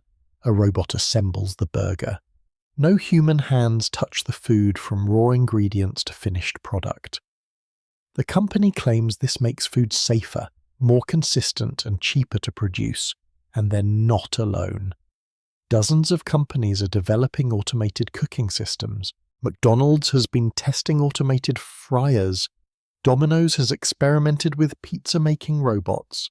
In China, some restaurants are almost entirely automated. You order on a screen, robots cook your meal, and a mechanical arm delivers it to your table. No servers, no cooks, just machines executing algorithms. And this raises profound questions. If robots can cook as well as humans, maybe better because they never get tired or distracted. What happens to the millions of people who work in food service? What happens to the craft of cooking? Does food become just another manufactured product like phones or cars? And would that be progress, or would we lose something essential? But there's another technological revolution happening that might be even more significant. Lab-grown meat. Scientists can now take a small sample of cells from an animal, place them in a nutrient bath, and grow meat without raising or slaughtering any animals. It's real meat, biologically identical, but produced in a facility instead of a farm. The first lab-grown burger was created in 2013 and cost $300,000 to produce. But the cost has plummeted. By 2025, several companies are producing lab-grown chicken, beef, and pork at prices approaching conventional meat. And if this technology scales, if it becomes cheaper than traditional meat production, it could change everything. Imagine fast food with no environmental impact from livestock, no animal suffering, no risk of diseases like mad cow or salmonella. The same taste, the same texture, but produced cleanly and efficiently in controlled environments. That's not science fiction. That's 5 to 10 years away. Maybe less. And then there's personalized nutrition. Your smartphone already tracks your steps and your heart rate. But imagine if it also tracked everything you ate, analyzed your genetic markers, monitored your microbiome, and used artificial intelligence to recommend exactly what you should eat for optimal health. Not generic advice, but personalized guidance based on your unique biology. Some fast food chains are already experimenting with this. They're developing systems where you scan your phone, the restaurant accesses your health data with your permission, and suggests menu items optimized for your body. Maybe you need more iron. The system recommends a burger with spinach. Maybe you're pre-diabetic. The system suggests a low-carb option. This could revolutionize nutrition, or it could be incredibly creepy and invasive, probably both. But it's coming. The question is how we regulate it, how we protect privacy, how we ensure it serves people rather than just corporations gathering more data to sell more products. Let me tell you about something happening right now that fascinates me. Virtual restaurants. These exist only online. They have no physical location you can visit. They're just brands, menus, and marketing that exist on delivery apps. When you order, the food is prepared in a ghost kitchen by workers who might be cooking for 5 different virtual brands simultaneously. And here's the weird part. Some of these virtual brands are owned by algorithms. Artificial intelligence analyzes data on what people order, what ingredients are cheapest, what cuisines are trending, and generated restaurant concepts designed to maximize profitability. No human creativity, no chef's vision, just optimization. And these algorithmic restaurants are successful because they're designed based on what people actually order, rather than what chefs think people should want. It's pure data-driven capitalism. And it's either the future or a dystopian nightmare. Depends on your perspective. But not all futures are about technology. Some are about returning to older ways. In Detroit, a movement called urban farming is transforming abandoned lots into vegetable gardens. In Brooklyn, rooftop farms are growing produce for local restaurants. In cities across America, people are turning empty spaces into food-producing landscapes. And this isn't small scale. Some urban farms produce thousands of pounds of vegetables annually. They're proving that cities don't have to be food deserts. That fresh local food can be grown even in dense urban environments. And they were creating jobs, building community, teaching skills, and providing nutrition in neighborhoods that have been neglected by the conventional food system. This is slow food meets urban planning, and it's working. Not everywhere, not yet at scale, but it's a model, a glimpse of a different future. There's also a growing movement towards what's called food sovereignty. The idea that communities should control their own food systems rather than being dependent on global supply chains and corporate control. Indigenous communities are reclaiming traditional foods and growing methods. Local communities are starting cooperatives. People are saving seeds and sharing them freely rather than buying patented, genetically modified seeds from corporations. This is fundamentally political. It's about power, about who controls food. And it's a direct challenge to the industrial food system that fast food represents. Will it succeed? Can it scale? I don't know, but the fact that people are trying, that they're organizing and resisting and building alternatives, that matters, because it shows that the future isn't predetermined, it's contested, and people are fighting for the future they want to see. Now, let's talk about something uncomfortable. Sugar taxes and health regulations. Several cities and countries have implemented taxes on sugary drinks. Mexico, Berkeley, California, Philadelphia, the UK. And the evidence shows these taxes work. When soda costs more, people buy less of it. Consumption jobs, particularly among lower-income populations and children, and that translates to better health outcomes. But these taxes are controversial. Critics call them regressive, arguing they hurt poor people who spend a larger percentage of their income on food. Proponents argue that poor people also suffer disproportionately from diabetes and obesity, so helping them consume less sugar is actually progressive. Who's right? Both. It's complicated. But what's clear is that some governments are no longer willing to let market forces alone determine what people eat. They're intervening, and that intervention will likely increase. More taxes, more restrictions, more regulations. Whether that's good depends on whether you trust government to make decisions about what you should eat, and Americans historically don't. But as healthcare costs spiral and obesity rates climb, that calculus might change. Let me paint two possible futures, two paths we could take. In the first future, technology solves everything. Robot kitchens make food production incredibly efficient and cheap.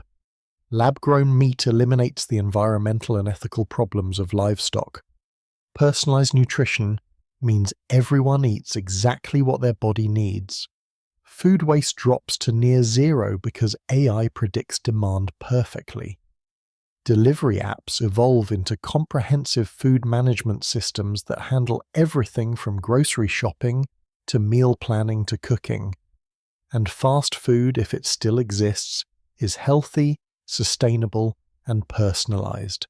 It's the techno-optimist future, the Silicon Valley future, where innovation and markets solve all problems, and maybe that's how it goes.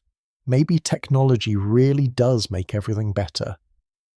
But there's a second possible future, one where we reject the logic of efficiency and convenience, where we choose slowness, where we rebuild local food systems, support small farmers, cook in our homes, eat with our families and friends, where food becomes sacred again, a connection to land and season and community rather than a transaction optimized for profit, where we accept that good food takes time and effort and costs more, but we decide that's worth it because health and connection and culture matter more than convenience. It's the romantic future, the agrarian future, the past reimagined for modern times. And maybe that's how it goes. Maybe people get tired of algorithms and apps and choose something more human. The truth, of course, is that the future will probably be some messy combination of both. Some people will use robot kitchens and eat lab-grown meat. Others will shop at farmers' markets and cook from scratch. Most people will do both, depending on the day and their mood and their circumstances. The future will be plural, diverse. Not one path, but many paths existing simultaneously. And that's probably good, because there's no single solution that works for everyone. A single parent working 2 jobs needs different options than a wealthy retiree. A person in rural Montana needs different options than someone in Manhattan. Food systems have to be flexible enough to serve everyone, and maybe that's the real lesson of fast food. It served a need. It solved real problems for real people: hunger, time scarcity, affordability. The mistake wasn't fast food existing. The mistake was letting it become the only option, the default, the expectation. If we can build a future with many options, many food systems coexisting, then fast food can be one choice among many rather than the dominant paradigm. And that would be progress. But here's what I keep coming back to. Food is never just food. It's always about more. It's about culture and identity, power and economics, health and environment, tradition and innovation, connection and isolation. Every time we eat, we're participating in systems we didn't choose, shaped by forces we don't control. But we're also making choices. Small choices that, accumulated across millions of people, shape those systems and forces. What we buy, what we cook, what we demand, what we refuse, these choices matter. They always have, and they always will. So where do we go from here? I think we go toward consciousness, toward awareness, toward making choices intentionally rather than automatically. We can eat fast food without letting it eat us. We can use technology without being used by it. We can enjoy convenience without worshipping it. We can honor tradition without being imprisoned by it. We can do all of this if we just pay attention, if we think about what we're eating and why, if we ask questions about where our food comes from and how it affects us, if we connect our individual choices to collective consequences. That's not easy. It's actually quite hard in a world designed to make us not think, designed to make consumption automatic and unconscious. But it's possible, and it's necessary. Because the food system we have is the food system we've chosen, whether we realized we were choosing or not. And the food system we'll have in the future will also be chosen. By us, right now, with every meal. The story of fast food is a story about America, about capitalism and innovation, about convenience and consequence, about how we build systems that serve us and then find ourselves serving those systems, about how small changes, 5-cent hamburgers, drive-through windows, franchise manuals can cascade into transformations so complete that we can't imagine life before them. But it's also a story about resistance and creativity, and the stubborn human refusal to accept that the way things are is the way they must be. People fought back, built alternatives, imagined different futures, and they're still doing that today, still fighting, still building, still imagining.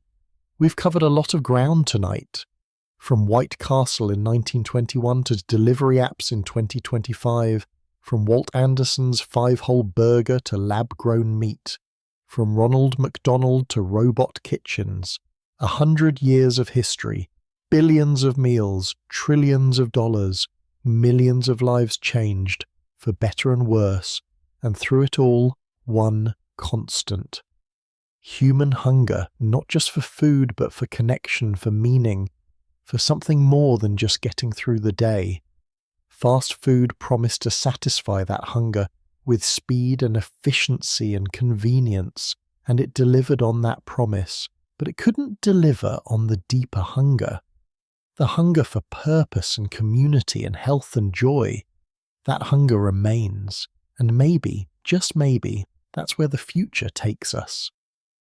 Back towards satisfying the whole hunger, not just the part that can be solved with a hamburger and fries. Thank you for staying with me through this long journey. Thank you for listening, for thinking, for engaging with these questions that don't have easy answers. I hope this story has given you something to think about, something to discuss with friends over a meal, whatever kind of meal you choose. And I hope it's reminded you that you have power, the power to choose, the power to demand better, the power to build the future you want to see. Food connects us all. Every single human needs to eat, and how we eat together shapes the world we live in. So let's shape it wisely. Let's shape it consciously. Let's shape it with care. This is just one story among many. History is full of them. Stories about how we live, how we change, how we struggle to be better than we were. And I'll be back soon with another story. Another journey into the strange, fascinating, complicated history that made our modern world. Until then, take care of yourselves. Eat well. And remember, the future isn't fixed. It's a choice, and the choice is yours. Good night.